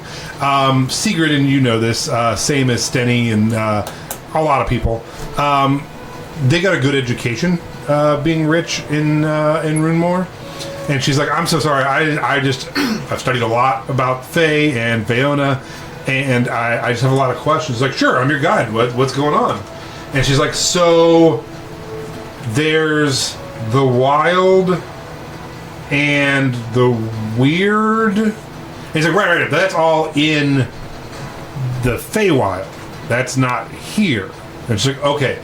He's like, so here we have the like we talked about the moonlit sorry bloom throne. I will find it. All right, there we go. And he's like, and then we have my king Ozzel Elwyn, and he is king of the Creeping Night. Which is the our version of the weird, and then we have the dragon Silence, who rules here, but also has its own place called the Worm inside of the Feywild. Now, I believe, I don't know if this is true or not. Oliver, is this news to you about Silence being? No, me asking you. No. Above table. Sorry. Above table. Jason, is this news to Oliver about Silence being part of Triumphant? Or is this something you would have known? I don't think that this is something that I would have known. Yeah. Well, it was mentioned to us before, though. Yeah, so in this timeline, this massive dragon has somehow wormed, W-Y-R-M, its way into a Fae court rulership position, which is very strange since it's a dragon. And so she says, and so the queen, Scythia, who is in charge of the Moonlit Bloom throne, is married to Azul. And he's like, right, they're married. And she's like, but they don't live together? And he's like, you want to explain it to him, or? Oh, well, I mean, it was a marriage of, I'm assuming some sort of power sharing, a marriage of convenience, much like the royalty would do here. And, right? And she's like, I don't know, my parents were in love. Aww. Ew, gross. Yeah, my mom At least died. you have parents. Well, I have one. My mom died in childbirth. Do you feel guilt for it? Like, What the fuck? Leave my wife alone. I didn't impregnate my mom. Is that what you're asking? no, but she died in your childbirth? No. Like, do you have a frayed relationship with a sibling now? Because No, the sibling died. Sibling died too. Oh. okay. Yeah. Any I other, thought you meant she died. any other like- jokes you guys got for me? About my mom died? Or, Yeah, leave.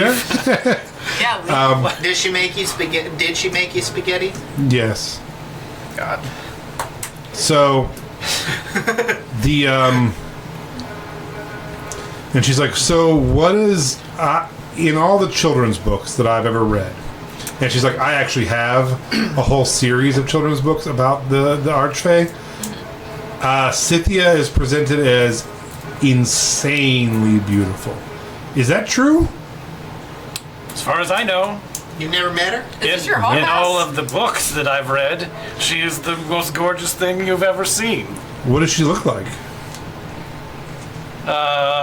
A voluptuous humanoid figure, sometimes made of plants, flowers, and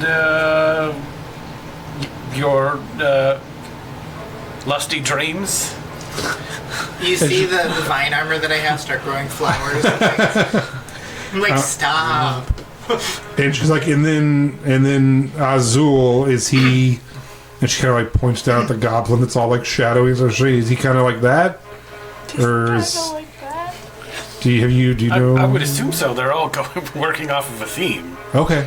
Like, he's just a king of night and made of shadow. Is he handsome too? In the books, he's like super hot. Yeah. I mean, have you ever met a Fae that Hey. isn't? Verena's your hall pass. Yeah, she can't have two. She's gotta pick one. She doesn't have one. Well, that's why I'm trying to get as much information I can before I make a decision. This is I'm trying to make it. Yeah, if you're hooking up with Korean, then yeah, I guess. Yeah, you know what I mean. Like I'm like, I mean, well, think what, about it this Scythia way. Or We're gonna Azul need or- kids, so. The single most gorgeous female presenting creature in the universe is married to someone below her station? I don't think so. The ugliest creature. I'm excited to meet them. I'm not anymore. And she's like, so you guys are just walking and talking. After about an hour more of walking, go ahead, one of you, and roll me a d10. I don't know which one a D10 is, so I can't help you there. I ate mine. 1. A 1. Could either be great or horrible. hope it's bad. You get to a sign on the road that says the names of the 3 places with arrows, and there's 3 things. And he immediately takes you down the one that says to the Moonlit Bloom Throne instead of the other one that you're supposed to be going to. And he's like, no, it's okay. They're all a lie. That's why you got me with you. All 3 of these signs are a lie. Insight check. Sure. I was literally about, yeah. 18. Yeah, he seems to be telling the truth. All three of these signs are lying about where they go. And it's like, the funny thing is, none of them actually go to any of the kingdoms. They're just all lying. And they also don't go to the kingdoms either. They're just lying about where to go. So, good thing you got me. It's almost like we shouldn't abuse you and be really nice to you and have like a positive relationship instead of try and choke you out. I didn't choke him. That could be a positive I didn't choke. Did I choke you? Were you struggling to actually breathe had a at all? throat? So, you guys get into an area. You see some of that mist coming through that you'd seen before. And you start hearing whispers everywhere. And he goes, no, you're okay, you're okay. This is just the murmuring mists. So, you've been to the Feywild before, I'm assuming? Oh, no, not at all. I've only ever studied. My mistake. Well, in the Feywild, there's murmuring mists that keep people from traveling from domain to domain. And they drive you insane if you try to leave the path. The membrane. So, it is a membrane keeping you from going insane in the brain. So, Hamilton rap.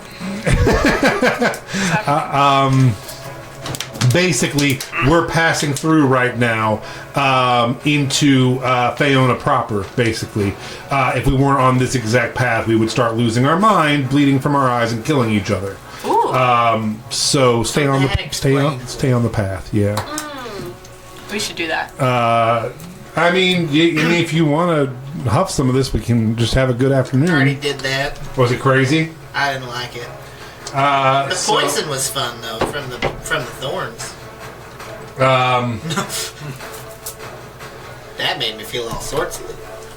So yeah, and they put out some more of this. Tensions have been a little high lately. Both the king and the queen sent out people to try to go on this grand quest. They never came back. Are they massive failures? Yeah. Well, one of them is actually a friend of mine. And I actually walked him through the opposite way a couple months ago to try to do something top secret. I don't know a whole lot about it. And it was Azul's person. Bizarrely,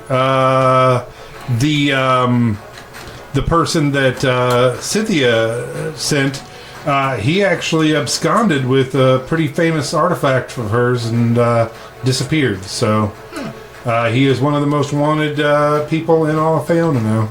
Could you describe these people so we may look out for them? Oh, sure. Fuck, I forgot the one dude's name. Zeke? No, it's Were they the ones that we beat up and put in sacks in the other timeline? So no. The fairies that I tried to kill? So no, after he says his name, which I cannot recall it now, and talks about him, do you realize that you have his head in a bag right now? It's the guy that you... He was in the tube. Aragol got him. Yeah, it was Aragol's person who said that he sold out the Fae and was Oliver's friend. It's also this guy's friend. And he's like, yeah, we haven't heard from him in a while now. He went to go get some necklace from some guy and never came back. I'm sure he did it. Hopefully. And then the other one's this guy named Oliver Riverbloom. He was sent out by the Queen, and he's a real piece of shit, I'll tell you that. Sounds like it. So basically, he broke into their... they have like a treasure room with his friend, and they grabbed the Scepter of Solitude, and then he grabbed my neighbor's grandma and her twin sister. Sounds about right. It's and the Scepter's kind of a Brigadoon thing.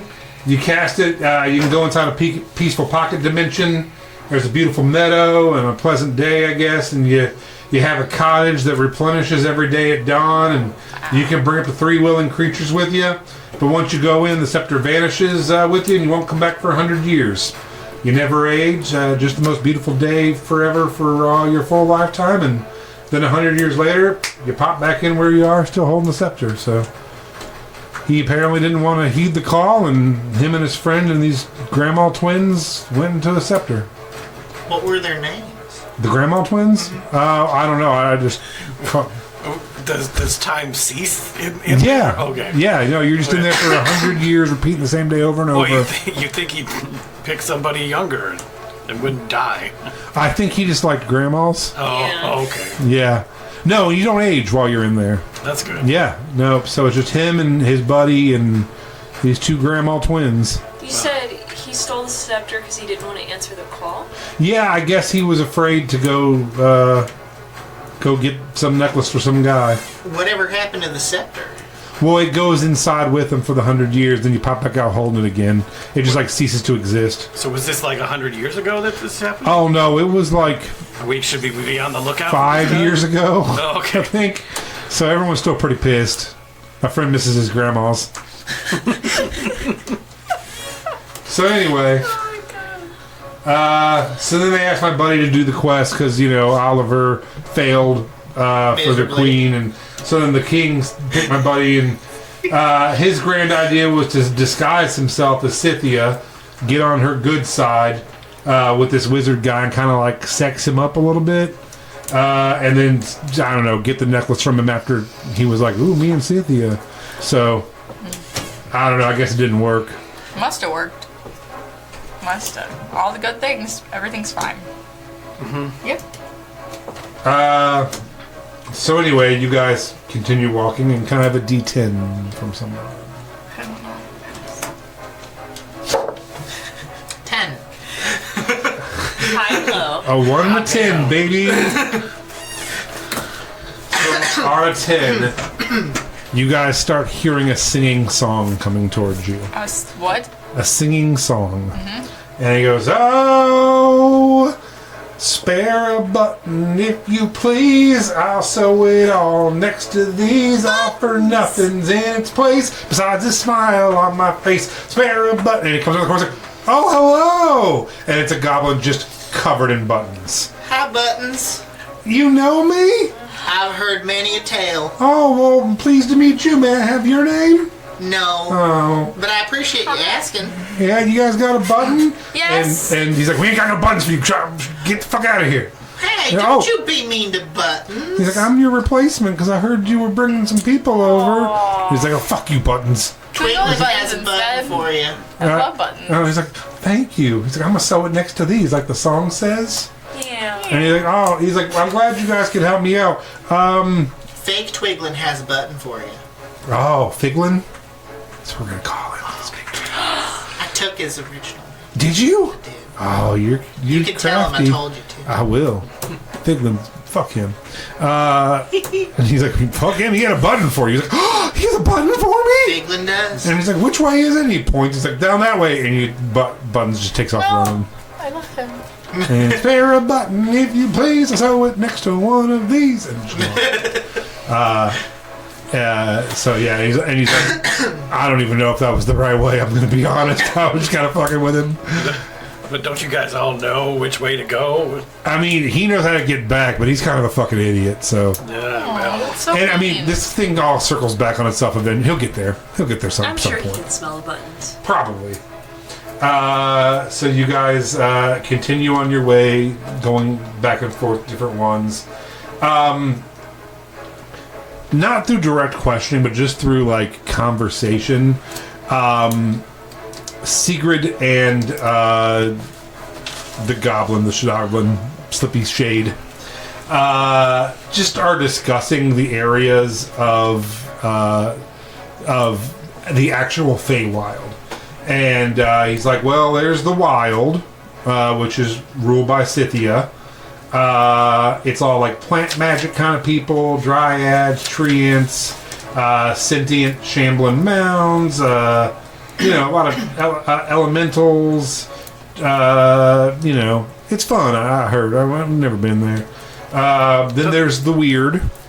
Doesn't sound real fun. Let's hear about the weird. Let's go there. The weird's ruled by Scythia's husband, the Archfey Azul, Elwyn, King of the Creeping Night, Wielder of Oblivion, not Wilder of Oblivion.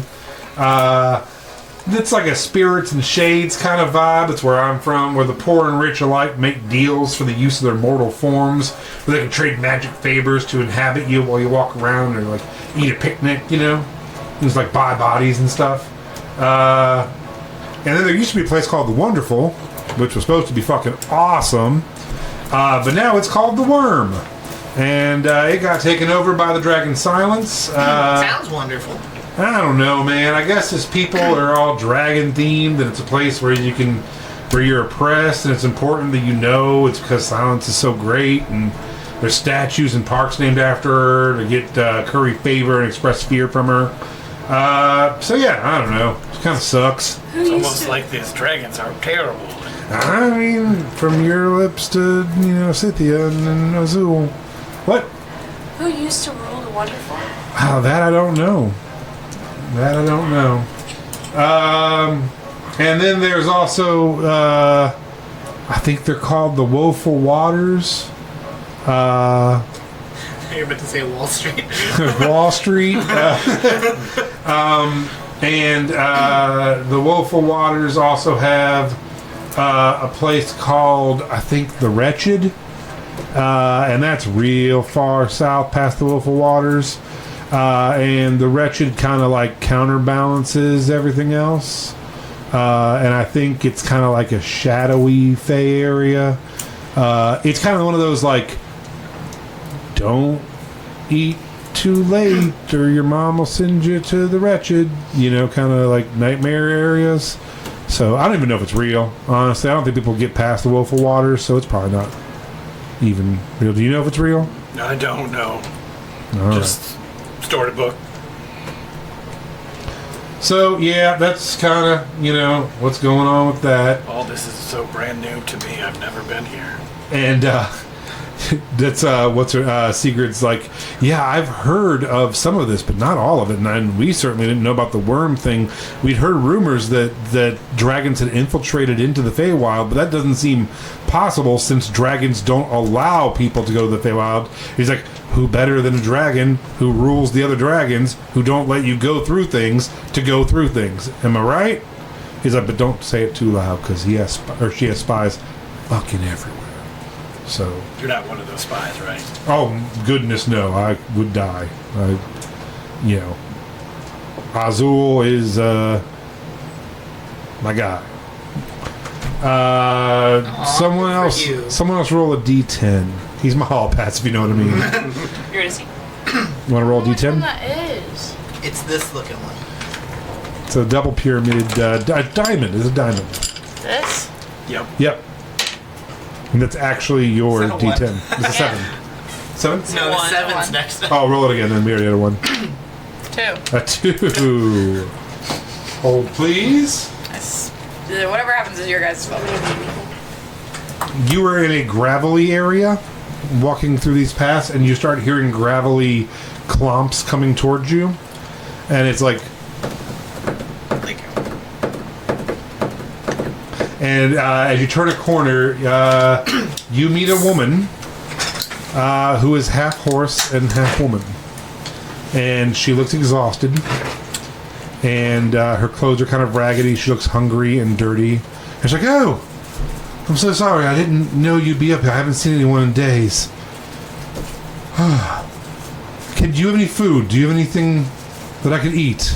We have carrots. I mean, I will eat a carrot, I suppose, but I was hoping for like a... Yeah, I was hoping for like a snack cake or something, I suppose. Do we have a cake? I don't have cake. Anything sweet? Sweet vegetables. Some traveling Danish. How about some fruit? Okay, yes. Thank you. Thank you so much. Preserved summer fruit. All right, and she's like eating the preserved fruit. She's like, do you know the way out of here? I've been in here for weeks. He's like, she didn't ask us for help. She's on her own. And he's like, and also, she's a lot more horse than the last time I saw you. And she's like, I ran into a woman. I am from a small town. So you're not a centaur? No, not a centaur. And you look, and it's really haphazard. It's not. a beautiful. Which half is the horse? Bottom half, like a centaur. Okay. But she's kind of like off to the side and weird. And she's like, I am from a small farming town in Boone. My damned horse ran into this hedge. I ran in after it. I found this man. He's like, wasn't me. It was me, but it wasn't just me. Didn't you hear the song? She wouldn't let us sing at all. She ran past us. She denied help. And she's like, and then I met a kindly old grandma who granted me one wish, and I granted to be reunited with my horse. And now I am reunited with my horse, and I just would like to leave, and I'm so afraid and so hungry. He's like, ask her name. What's your name? Diana. So ask her last name. What's your last name? Cloppington. My last name is Cloppington. I'm Diana Cloppington, and I make a Cloppington sound now when I run, and he thinks it's very funny. I'm Twiglin Scorvat. It's like I can't stop laughing. Like, this is hilarious.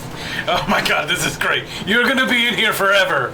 Always making this clapping sound. it seems that way. What was the grandma's name? Do you know? Oh, the grandma? Her name was Lady Sweet Leaf. Okay. Lady Sweet Leaf. I don't like that. That's it. Well, Diana, My we favorite song. came from that way. Who did? We did. Oh, all right. I will head that way. Be wary, traveler. This place folds in on itself quite a bit, especially at night. Can we give her some rations? Oh, yes. And a prayer. Thank you so much. I will stick these. Can you tie them to my mane, I suppose? I don't have hands I'll braid anymore them. or pockets. Hey, just some advice for the future. If somebody proceeds to do a song and dance, just let them go with it and listen. I now know. I was just trying to catch my stupid horse. If they are then also trying to, explain the situation and refer to you as a beast because you're part animal, maybe don't choke them. Hey, it worked for us. If you get out of here, you should go to Runemoor and see the Great Sarah. She might be able The to help prophecy has come true? What town are you from that you know that Runemoor. you're Yeah. from Moor? you. She has become... Sarah is. Are you Rowena? Yeah! And she bows, waiting, and can't get her body back up. And she's like, "Oh, thank you. My torso's heavier than I thought it would be here." Are you the Earthshakers? He is. Are you here to end the Fae rule? No. Nope. Are you here to destroy the gods? No. I mean, I don't know. I don't know yet. We are trying You're to make way her- more indecisive than the books led us to believe. Yeah, we're having a little bit of discourse. There's lately. just a lot going on in the world that needs solving, and Sarah I'm the only 17th one is shaker. back? She's omnipotent. She found you in the vast sea of desert? No, we made her what The she is. prophecies are true. And Aura is the true god. You found that out now? Yeah, we've always known. I can't wait to tell everyone. Just no making a group called the Divine Order of the Mother. Don't ever do that. Okay. Ever, ever. Okay. You So, do no justice. fundamentalists. Well, there's also the Divine Order of Matrons, so that would be kind None of of that confusing. either. We're dismantling everything. I hereby renounce the matrons. I thought it was maidens. Maidens. That's what I meant. Okay. Just do good by yourself and by people around you, and don't harm children. Fair enough. It was a Rakshasa. Try to get out of here before dark. It gets real scary at dark. Thank Don't you. worry. The it'll trees be all fine. move. You have to stand in corners. It's horrifying. All right.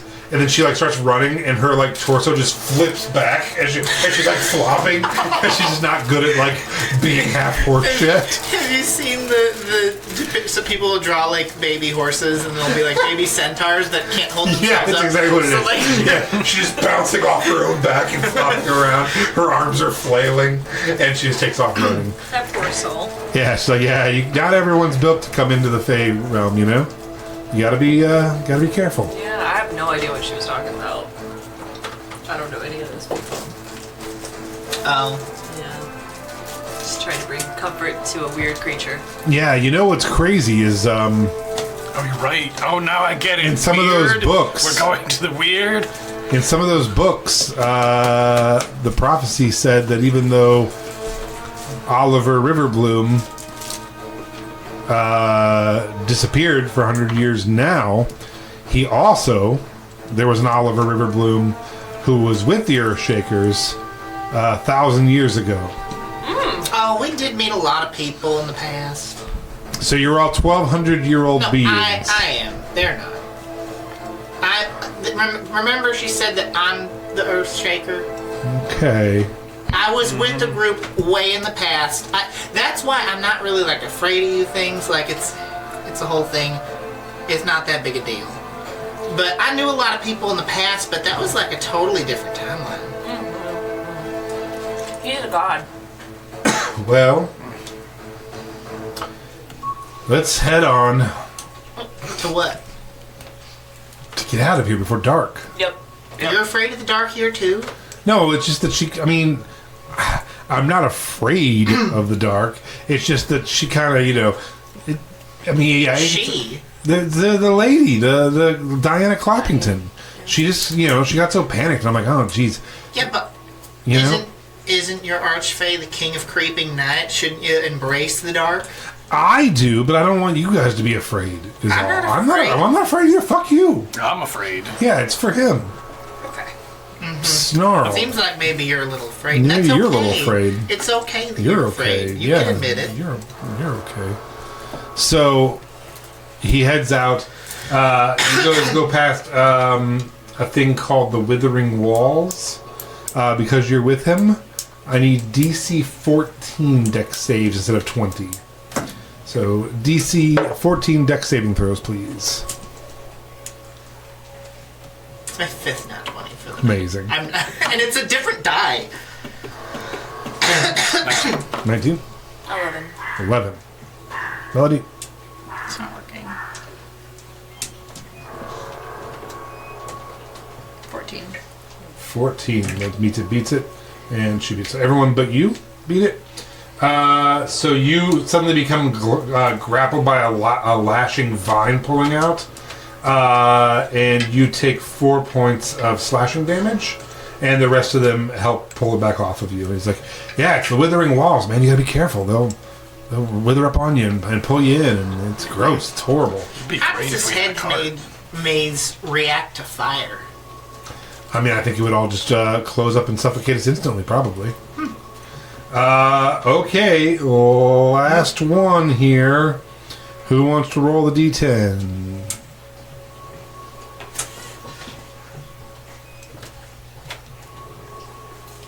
Oh, that was almost 10 again. 3. You got 1, 2, 3. 3. Another hour goes by. The maze begins to look more pristine and less deadly. The paths are wider and the hedges trimmed. It's like almost there now. You got a couple more security features right up here, and then we have made it. Well, good luck, travelers. Blinks out of existence. What? As you look around, you see another goblin up ahead. His back is turned. He appears to be gray, and he's also wearing gray clothing. He does not see you. He has his back turned to you and appears to be looking around a corner of the hedge maze. What would you like to do? Stretch my arm out to tap him on the I was gonna shoulder. say, I want to sneak up next to him. Just be like, what are you looking at? As you touch him and as you get closer, you realize that he is made of stone. Oh, this is gonna be. I'm like immune to this. Oh, nice! As you get closer, you see all of his stone buttons on his vest. Buttons, no! And a big smile on his statue face. What would you like to do? Wait, is this the original buttons and the buttons we met was not buttons? It's impossible to tell. Or you could try to tell. I don't know. Oh, can we identify Melody's button? Yes. You do see Melody's button. Ooh, alright. All right, Leaf. The goblin did say that you go first. I mean, the guy is in charge of getting us through this. I think we should do exactly what he said. I feel like with this being stone, I do probably have the best chance of not turning to stone. So you go second. This isn't my first rodeo dealing with things turning to stone either, though. Do I hear anything around the corner that he's peeking? As you listen, you do. You hear, like, heavy breathing. How close around the corner does it seem? Pretty fucking close. I have a shield. You can take my shield and try to, like... I have a scythe, which literally is just a giant hook. Why is your first response, we have to murder it? It turned him to stone! You don't know that? In Sylvan, I'm going to just speak aloud. Whatever you are, turn back now, or I'll drag you to the wretched. No, let's not do that. No. Yeah, let's not start with threats. Let's just say, hey. Are you hiding from the creature that turns things to stone too? Alright. Can you understand us? As you do that,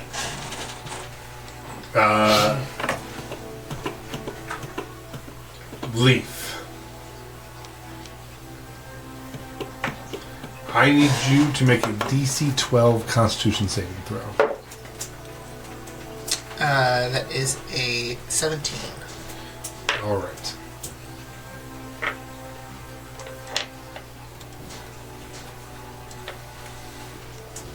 Everyone else who's standing there, you see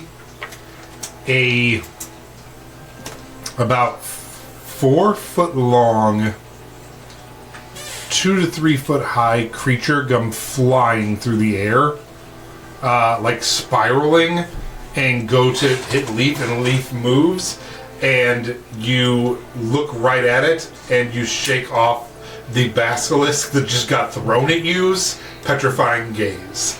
I need everyone to roll initiative. So, Leaf, you just had a basilisk chucked at your head. So you're about right here. It's about right here. Okay. 2 shots. Both are 24 to hit. Hits and hits. To the basilisk? Yep. Because I don't see the other thing yet.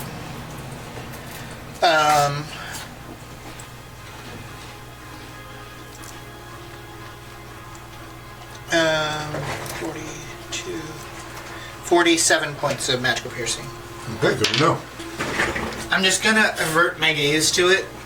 Just Okay. trying to keep my eyes off it now. Oh, as my bonus action, I'll drink a potion.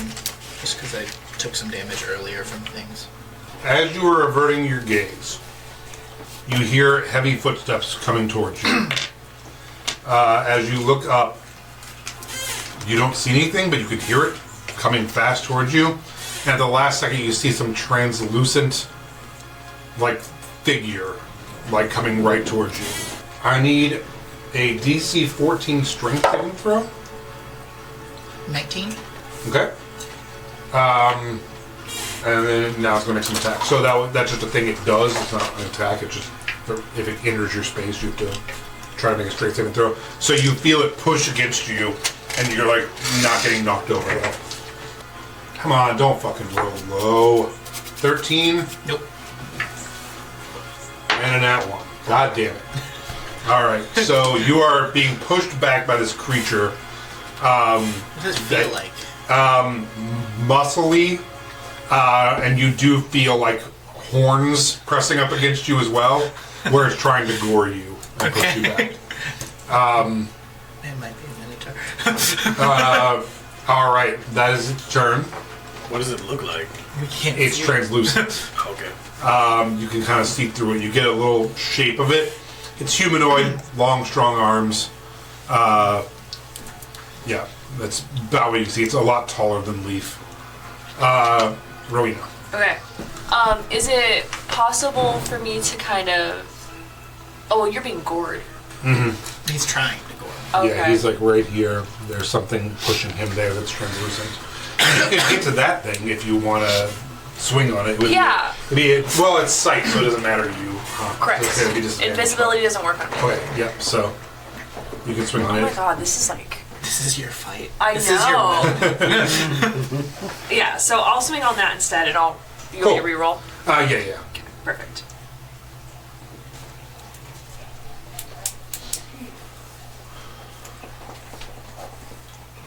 Dirty 20 and 25. Both hit. Nice. So 27 and 26. Nice. All right. So Damn. yeah. Good, Those were high good. rolls. Yeah. Was that 53? Yeah, 53. All right. That's all I have. Okay. It is now the Basilisk's turn. I believe. Let's see. It doesn't affect you because you can't see it. Yeah, I think so. What is the silver thing? That's That's buttons. Oh. Yeah. Rip. So it's going to shift its gaze over to you. The Basilisk. Okay. Do you know enough to look at a Basilisk? You tell me.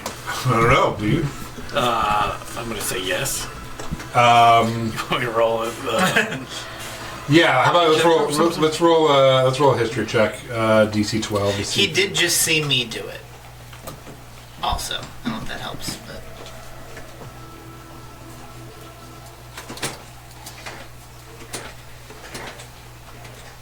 Three.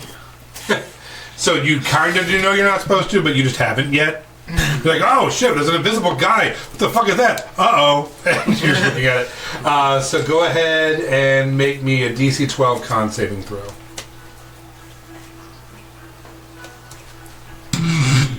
20. Alright, yeah, so you fight that off, and I don't think it can affect you now. I thought we were about to have a repeat at the beginning of the campaign.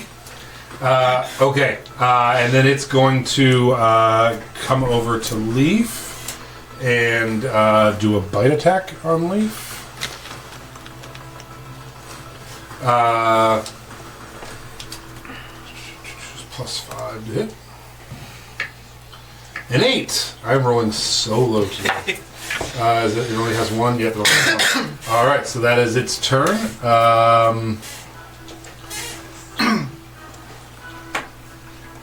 Hold on.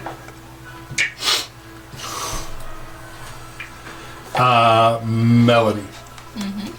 You are watching what's going on, and from behind you, you hear Seeger go, Melody, and you turn, and her lower body is turning to stone. Oh shit! As another basilisk has turned this corner and looks right at her. Oh no! And she's like, oh god, oh god. Cut her off from the legs so that way. Seriously? No, I'm joking. Puddle, it is now your turn. Not, actually. Alright. You're the basilisk that is working on. Fuck. You got Sigrid here, and you got Leaf over there. There's also a translucent man between them as well.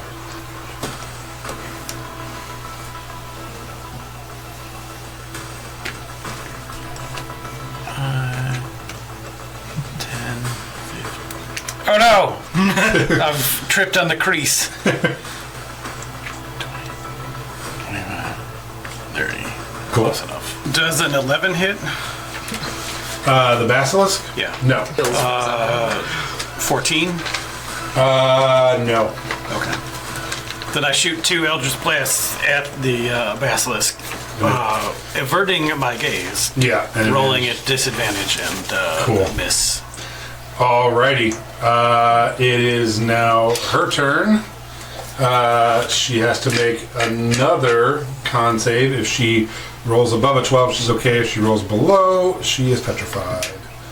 And I rolled a 4. So you watch as she turns to you and just as she's reaching out, just turns to stone. You leaned away from her. That's your wife. Oh, she's dead now. She's not dead. She is turned to stone. Petrified. She's eternally youthful. Melody, it is now your turn. You've just watched your wife on the day after your wedding turn into a statue in front of you while reaching out for you. She's always gonna look that good. Push it over and Shatter it. I think I'll just rage and hit that guy with an axe, probably. This one? Yeah. Alright, if you're looking at it, you have to make a con save. I'm not. Alright, so you do it at disadvantage. Do you have So she's dead. Are you throwing it? No. Alright, so you're running over? there. Alright, yeah, so disadvantage on the attack. because I don't have access to third level spells yet. 18. 18 Get hits. them, I think, in a level or 2 of cleric. I don't remember when I get those. So yeah, that's 12. not something I 12? Okay. Thank you. I don't even think. I think greater restorations. Alright, anything else for you? Nope. I was thinking. Alright, top of the round to your leaf. Round. Top of the round to you. So is figuratively speaking, do I have the bull by the horns right now? Like he's trying to yeah. gore me. Yeah, I'll go ahead and set them out. So this is what you're getting attacked by. Is it possible to force his head to meet the gaze of the basilisk? He actually, I mean, you can try if you want. Can I help him with that? It would be your action for your turn then. Actually, no, it's not your turn yet, so no. So yeah, you want to try and make a strength check versus him? Alright. Unnatural 20. He got an 18, so you push his head down to look at the basilisk. He's still moving around. You don't know if it took effect or not. He's still translucent. Okay, then I'll just start attacking him. I take it that was like my first attack action was like the grapple essentially, so this would be my second. I'll just use my scythe. 19 to hit. Hits.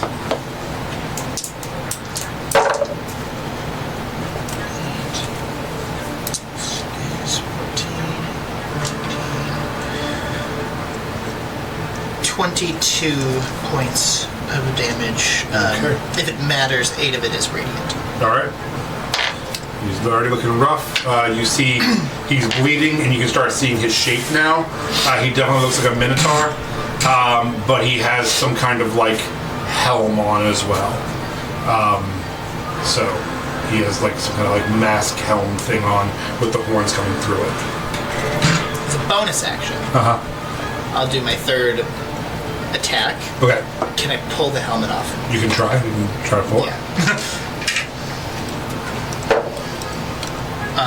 18 plus 5, 23. So you go to pull it, and you see it's a helm that goes all the way around and seems to be like latched on both sides several times. So as you pull it, you're just pulling him.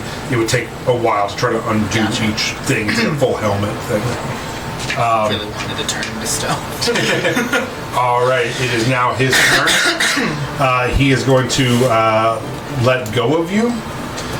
He's going to take a step back, and you see he goes like this and pulls something out, like a weapon out, and as he steps back, he throws it at you.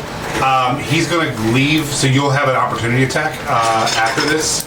I'll have him attack you, and then Rowena, you will also have an opportunity attack at him.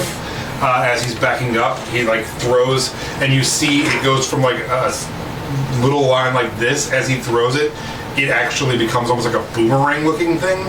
And it's going to... does an 18 hit? Yes. Okay. You will take... Beats it. 27 slashing. Okay. And as it slashes into you, it swings back around and he catches it. And he's going to turn and run around the corner. And you guys make your opportunity attacks. It's 21 to hit. Hits. 27. Hits.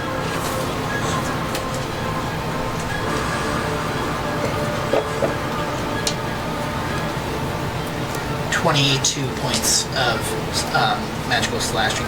Okay. I guess 6 of that was radiant. Okay.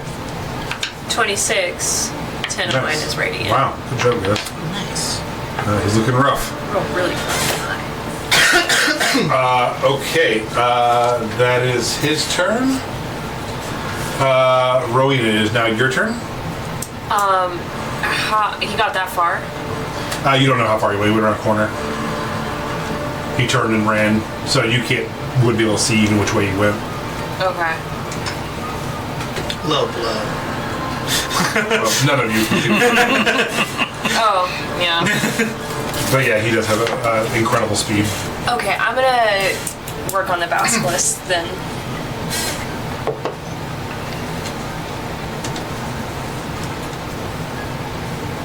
Sounded like So I got a nat 1 for a 10 Okay, nope. and a 12. Nope. damn. Alright. That's it for me. Alright, it is now the Basilisk's turn. Melody's going to take a bite attack at you.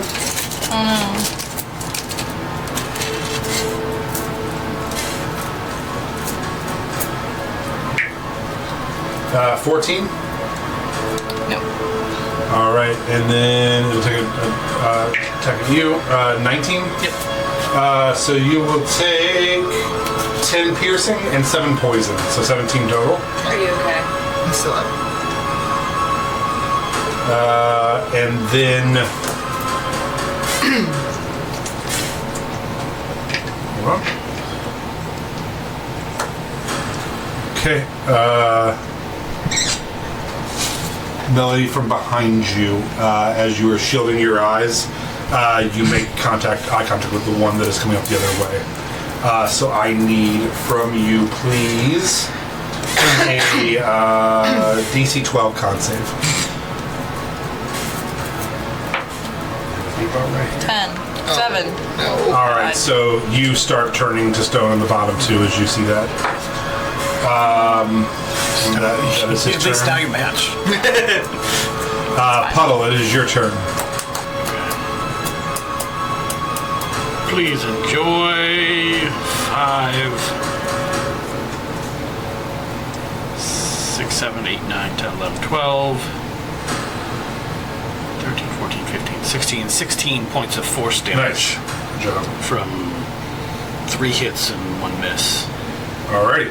Pew, pew, pew, pew, pew. He's looking not great, but he's alright. Okay. It is now her turn. She is fully a statue. Melody, roll me a... well, you have to do the end of your turn, so you can do any attacks that don't involve movement first if you want. If you have anything you can do. Yeah, you can actually... Your nose to nose at that one. If you want to attack it first, you can.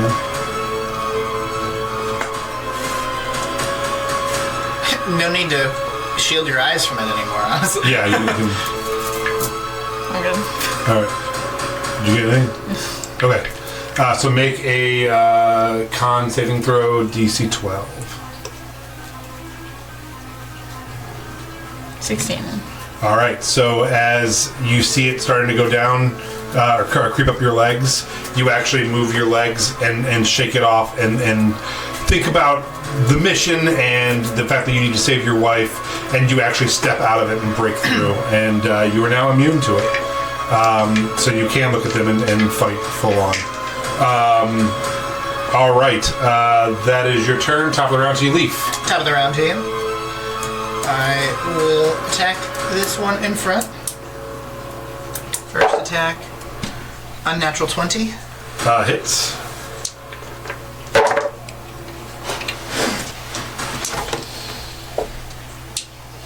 $19 points. Okay. And then I will swing a second time for a 19 to hit. Hits. Oh, oops. For another 14 points. Okay. He's looking really fucking rough. And then as a bonus action, I am going to drink a potion of greater healing, which I don't remember how much the greater is. Is it? Yeah, here it is. Greater is 44 plus 4. Okay. All right. It is now his turn again.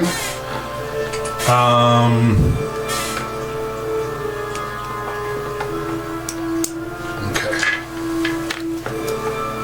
Leaf. Yes.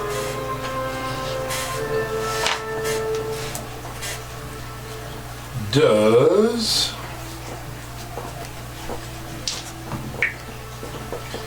a 17 hit? No. Okay. Yeah, so again, just out of nowhere, you don't even see it. Trying to gore that me thing, again? no, that thing goes clank, like right next to you, and then comes back around. Oh. Yeah, he just chucked his fucking thing. He just stepped out, chucked the thing at you, and is gone. Thank God that missed. That did a lot of damage. Yeah. So. All right. That is the end of his turn, Rowena. So I don't really have any idea where he's at, huh? No. No, none of you do. Except for he went that way. That's all you really know. Okay, I guess I'm gonna follow that direction. Okay. Get him. 5, 10, 15.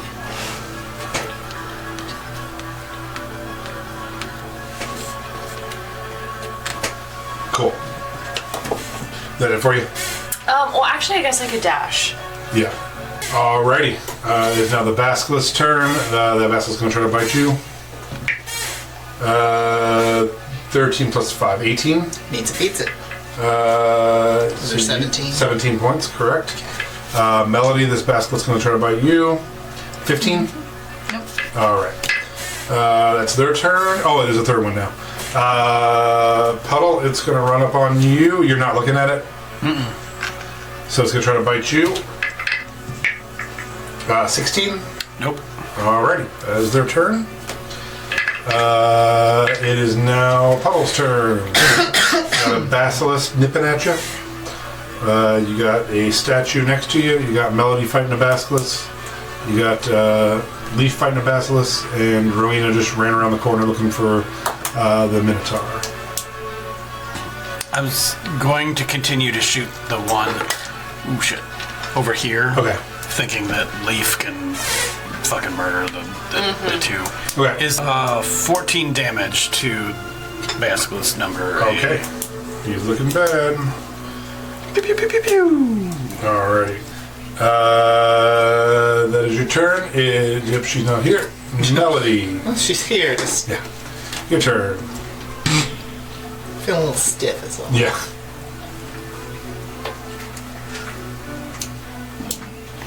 $26 26 hits. and a 24. 24 hits. Fuck him up. 13 and 14. Okay, 27 points. He is fucking on death's door. So, Top of the round, Leaf. Top of the round to you. Anything else you want to do? Okay. Okay, even at disadvantage, I'm just gonna shoot the one in front of me. Okay. And it's a 19 to hit. Okay, hits. That is 26 points of magical piercing. Yeah, Leaf, you dispatch that one. Yeah, you just get your bow out as it's trying to bite you and just shoot it right in the head at point blank range. And then the one across the way, that is a 18 to hit. That hits. 20 points of magical piercing to that one. Okay. I'm also going to bonus action pollen puff and use it to hide. Oh, okay, cool. Cute. All right. Rowena, Yes. I need you to make a strength saving throw, DC 14. Grab the bull by the horns.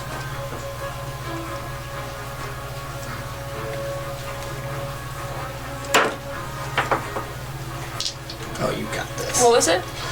14. 16. Okay. So you feel this pressure as you come around the corner just slam into you, and you feel the hot breath of this Minotaur as he is charging at you. And he's going to take 2 swipes at you. They will not be with advantage because he did not knock you down. Okay.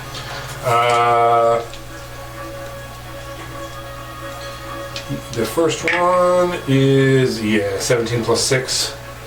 So yeah, 18, 19, 22 to hit. Yeah. Second one is a 16 plus 6. So 23 or 22 to hit. Yeah. They both hit. Alright, so you're going to take 30 slashing total. God damn. Yeah, as he is slashing at you with his horn and with that blade that he has. Okay. That is his turn. Rowena, it is your turn. You are locked in battle with this creature who is invisible but does not matter to you. Return the favor. 42. 42 points of damage? Yeah. Oh my god, you almost have him. God You damn. almost fucking killed him. Still up. He drops his invisibility, which you won't be able to see that, but he's bleeding all over you and screaming in your face. Alright. I can't do anything else. Alright, it is the Basilisk's Still, you did turn. a shit ton of damage to him these last 2 turns. Melody, I missed. Puddle 16? Nope. Alright, they both missed. That's their turn. They suck. Puddle, your turn. Yeah, as soon as they get past the, we're turning you to stone part, they don't have a whole lot going I mean, on. their bite, if it hits, does a good Yeah, amount of 17 points of damage. Yeah, it's only just a +5, though. So, Is he still alive after 10 force damage? no. No? Okay. No. So you kill him. Now I'm gonna Spin around shoot. that guy. Yeah. Fuck me. I'm rolling so many natural 20s, but because it's at disadvantage. Oh, that sucks. No. Oh, that feels bad. 15 points of damage to the guy right Cool. next to me. Alright. He's got to be pretty low, though. He's like half. Yeah, less than half now, yeah. Alright, Melody, it is your turn. You have. This one's dead. Those in your face. So there's that one over there, and then Rowena's in the other hallway fighting a Minotaur. Are you good? 26. I have 42. 26 attack? Yeah. Can That you, hits. can you move now, or are you good? Yeah, she's good. I'm probably bleeding out like a couple hit points. Yeah. I think I'll be okay.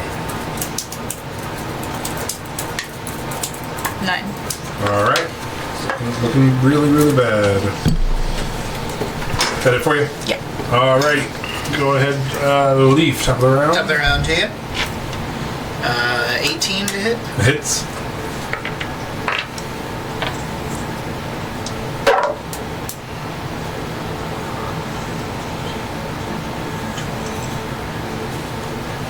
Uh, 23 points of magical piercing. Alright, so you kill that one as you, Melody goes over and attacks it, and then you shoot it with an arrow, and then you guys drop it. Alright, anything else for you? I will. I'm gonna walk over here. 15. And then bonus action healing word. Oh, nice. Thank you. Oh, nice. Do you want to roll the d4 or do you want Sure. 3. And you get 6 back total then. Thank you. it is now the Minotaur's turn. I'm not going to risk an opportunity attack to throw that blade. I want to throw that blade real bad, but I'm afraid of your opportunity attack. So he's gonna go reckless attack on you. Okay. So you get advantage on him, but he gets advantage on you. And he's gonna attack you twice. First one's a 16. No. Second one is a 23.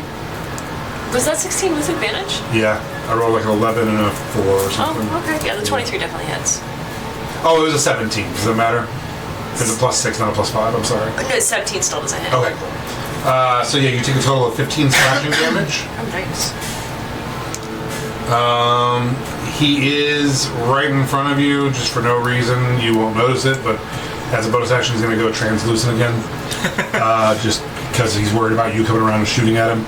That's going to be his turn. That's all I can do. Rowena. Okay. Nat 20. Oh, wow. Okay, yeah, that'll do. And that's just your first attack.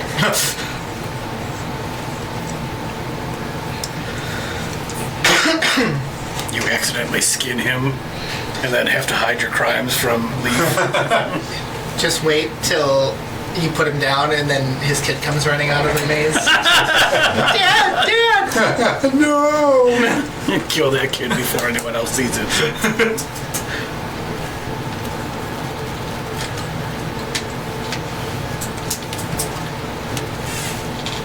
31. All right. So yeah, how do you want to kill him? Gut to head. All right. Spill it all out. Nice. Yeah. So as he reaches down and he's like tapping on something to turn translucent as you just stab and pull straight up and yeah, just gut him. And he screams and falls over, and you guys are out of combat. Good job. Is Sigrid still stoned? She is. Is it possible with 3 dead basilisks to try to extract some basilisk oil from their skin? Everyone here, go ahead and make a history check.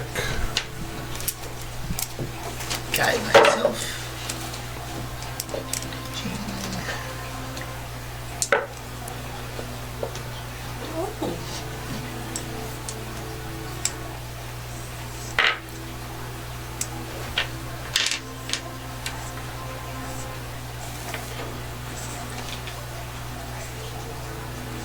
What'd you get? 23. 16. 13. Okay, so as you're starting to like think about it, you remember from books that you've read when you were younger that for petrification, and actually no, you were there for his first character. Yeah, but that was a different creature's petrification. So what you were told by a lot of people for petrification with basilisks, with cockatrices, things like that, that it would be a greater restoration spell to bring someone back. God damn it. What is the upper echelon that Rowena can carry? I can toss. I'm just gonna put her in my bag of holding. Yeah, you guys got bags of holding, right? I don't care. Yeah, so you guys can pop her in a bag of holding, and when you find someone with the ability to do greater restoration, which in Gilderlank isn't going to be hard at I'm all. not going back to Gilderlank anytime soon, though. Yeah, maybe not soon. Yeah. We are going to go talk maybe to ever. the Archfey. At least you then don't have to have a really awkward conversation with the man you're supposed to be marrying. Yeah. It's fine. Or, her brother about the whereabouts of his sister. Just in general, no weird conversations. Yeah. All right, guys. And No one mentioned a wedding.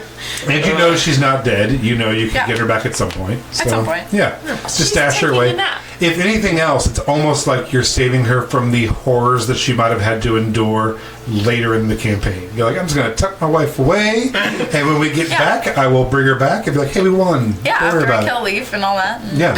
Eventually, over time, she will turn to dirt and you can eat her. You do it now if you just drop her from high enough. You're not wrong. I'll Okay. deeply consider it. So, as you guys are figuring this out, the Predator, which is what I call Oh my god! I get it. Oh wow! Translucent. All right. yeah, and he had the disc thing that he could throw. Yeah, he's Minotaur with Predator weapons. I didn't catch The Predator has a wrist blade that if anybody wants it, it is just a +1 blade. And it has a clamp that can attach to your wrist. You can like punch with it, kind of. If anybody's interested in punch +1 blade, he has that. He also has the smart disc, which is a +1 blade again that you can throw. It's like a throwing blade. And then you also can take off his helm now, and you have the helm of the Predator. You can gain true sight up to 120 feet. You have advantage on wisdom checks that rely on seeing or hearing, and you can breathe normally in any environment.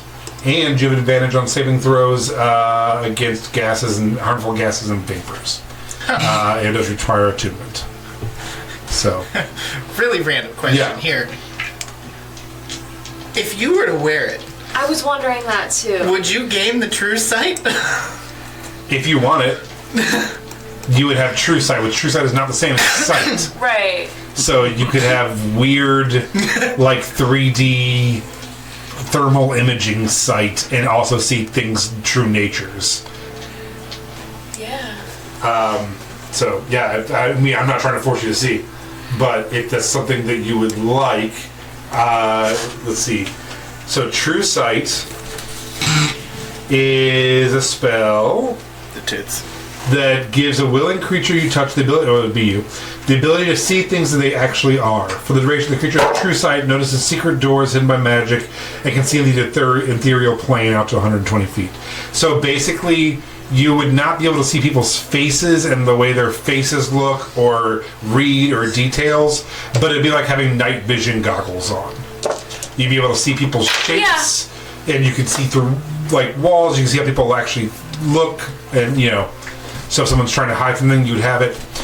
You'd also have just a bitching metal mask on at all times, so that like clamps shut around you. Yeah. So, all right, yeah, you can have it. It requires attunement. I think I'm the only one that has open attunement slots anyway.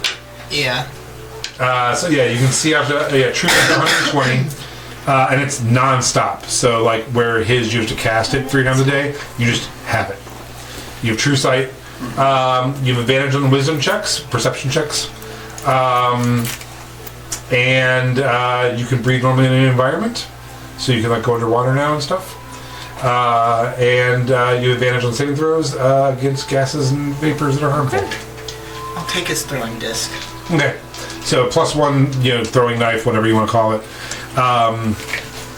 He had a built-in ability to bring it back, so yours would not fly back to you. Okay. You have to go get it, but you have a throwing disc +1. You have to go get it. Yeah. It's mainly just because it's an additional little ranged attack if I ever can't use my. You know what his is? What I did with his? He got 2 attacks with his knives or 1 with that, and I used the second attack as him bringing it back and catching it. Oh, okay. So if you want to do it as 2 attacks and have it come back to you, you can. Gotcha. So that's how I made it. It did a bunch of damage for him. Mm-hmm. For you, just a +1 throwing knife. Yeah. But for him, I gave it a bunch of damage, but it took away 1 of his attacks. Okay. Does that mean I have heavy breathing now? Yeah, you're a little Darth Vader-ish. Because it does have some kind of filter thing on it. So yeah, you're like...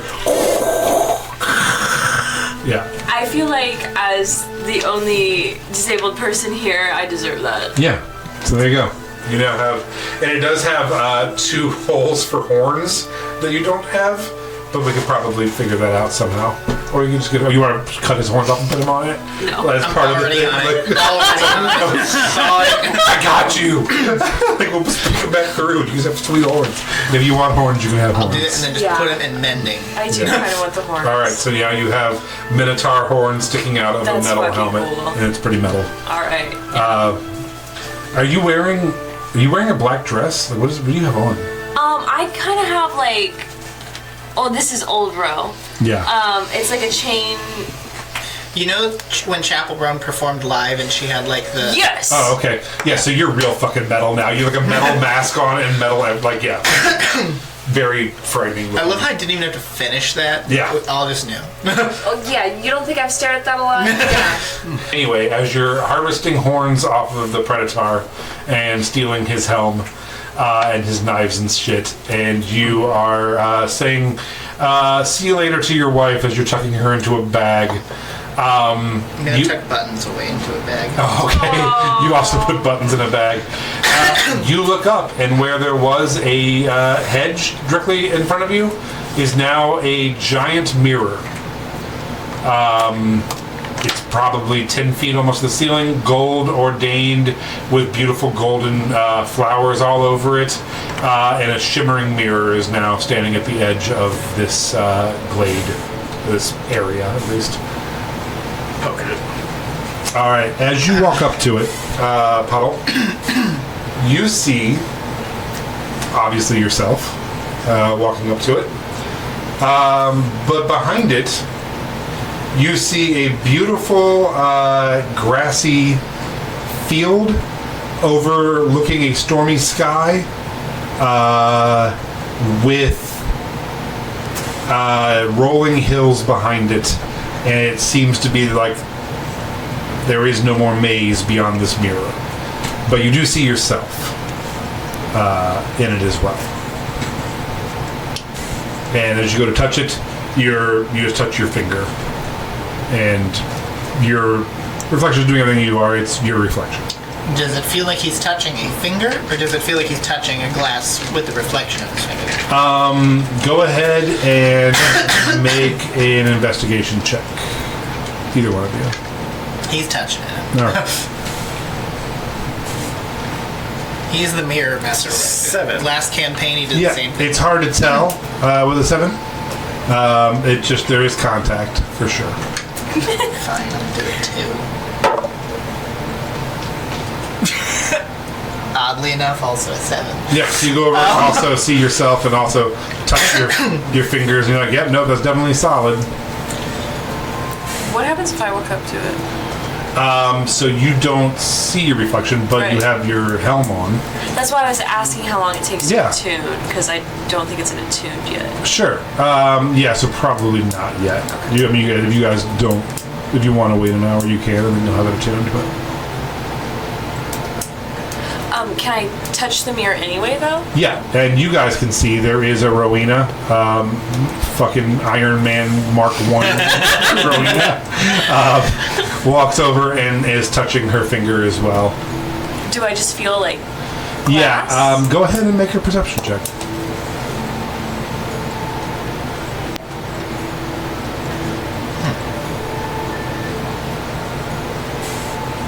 See, I want to go into the mirror, but last time I was pushed into a mirror and had to fight copies of myself.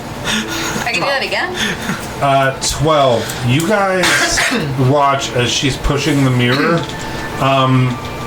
You hear from underneath her mask like a, oh, sorry. And you hear it and you did not say that. I didn't say that. No. But you hear your voice as you're kind of bumping hands going, sorry. And it's your voice, muffled from under a helmet. I didn't say that. See, if we How go would we into know? this mirror, are we going to be letting an evil version of ourselves out into the world? That bitch will fuck shit up. I know, she's got a scary helmet now. Can I who are you? Yeah, you don't hear anything, and it's still mirroring Rowena's. Come on. You know what I think Really is fuck funny? it up, like- you can't see his snarl form anymore. Do an interpretive dance. See if you can. Yeah, it becomes a weird duck soup thing. You got everything's fine. Yeah, it's matching. What if I... Is there a backside of the mirror? No, it is It's built connected into to a the hedge. Yeah.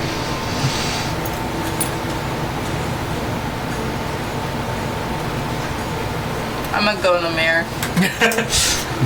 Sorry, I'm Head thinking. face I first. feel like we kind of have to. To with walk this into it? stuff. All right, Melody. As you walk into it, you bump your reflection and you hit the mirror, and your reflection's like, "Oh, I'm sorry." Can I come in? Oh, yeah, please, after you. And Melody walks to the mirror, and Melody's reflection disappears, and Melody just on this side of the mirror. Huh. I kissed the mirror. You guys watch as, and you can see it too, as Josh awkwardly makes out with himself in the mirror. So do a performance check. I'm gonna guide myself. Oh man. And now we're back to the question, is this masturbation? 23. Oh my god. Weirdly erotic for all of you. Rolled a You have 19 weird feelings. plus 4. And you can only hear it. I'm so glad I don't have eyes. You just hear like, I'm not gonna get. I'm sorry though. I'm probably gonna give a thank you. You're not the only one with a weird breathing sound now. so nothing happens. You just make out in the mirror. That I mean, you don't feel the mouth of yourself. Okay. It's just a mirror. But I bet I made the mirror version pretty happy. It's hard, yeah. Yeah. But is that your erection reflection? Or That's the name of the episode. That's it. Erection reflection. God damn it. So sexy, I just want to kiss myself. so, what would you have to do? I'll follow it suit with it that already did. All right. Ask if I can enter. Yeah. So yeah, you say, "Oh, can I enter?" And it's, please, no, I insist." I give it a wink as I walk in. Yeah, and it disappears. That's I fun. made the short existence it had worth it. You guys all following suit? Yeah. You're not. I'm going to ask, would you like to come over here? And they would say, "Oh, thank you so much, but please, after you." And then you head through. So yeah, if you all head through, you do it as well. Yeah. Okay. Yeah. So Any chance now there's another puddle on the other side? Because no. No. That was a fun little puzzle. Thanks. No, you figured it out. Did you know that one already? No, I just wanted to go into the It's like a famous one. It's called the Gentleman's Door. You just can't get to the door until you Are nice to Yeah, you have to it. at least I really- ask, but sometimes you just say. Sometimes it's even you have to say, "Please go," and then they'll tell you after you. I like that because you've used those before with Yeah. just regular doors. Yeah. Where we've had to ask or like knock and Yeah. whatnot. But this one, I like the mirror. flavor change with the mirror. You guys head out, and immediately the feeling is gone of dread, and you smell just wonderful fresh air. It's starting to be dusk. You are in a huge grassy field. It is uncut and maybe 2-3 feet tall. Wind whipping through it. Beautiful rolling hills as far as you can see. No trees. You turn around. The hedge maze is gone. You are in this massive, massive field with one tree roughly 500 yards away. One tree standing by itself in all directions. Underneath that tree is a woman's figure. At least I got this. What would you like to do? confiscate leaf zeros. It is like twilight outside. You can kind of see her almost backlit. The tree is a shadow on like the purple sky. Those of you with hair and fur, it's whipping through your hair and fur. The wind. Are you heading towards that way? If I hold out the wing. Yeah, you would push up and yeah. Can we approach respectfully? Sure. Like, yeah, with I'm gonna mad fly respects. just to get an eye in the sky. As you get closer, you see a female form beneath the tree. Almost elven, but one of the most beautiful women you've ever seen. And to describe her wouldn't work because she looks slightly different to each of you. But one thing is clear, she has, within her normal natural beauty, is the beauty of nature. Leaves and vines intertwine with her. Oh, damn it. But she is absolute, just the personification of beauty. And she smiles at all of you. And she says, "Why, Oliver Riverbloom, you've been a very, very naughty boy." Ooh. And that's where we're going to leave it for this week. Good job, everybody. You got through and you're into Fiona. And you were We didn't die. being waited for by the Queen. Which it looks like all roads lead to Rome, right? Like, Well, he kind of figured out who you were and vanished and went and told them what was going on. As soon as he heard you were the Earthshakers, That's he immediately blinked out and was like, "Hey, the Earthshakers are coming through!" And she's like, "Yeah, I'm on this." So, Damn it. yeah. We could have just been rug merchants people.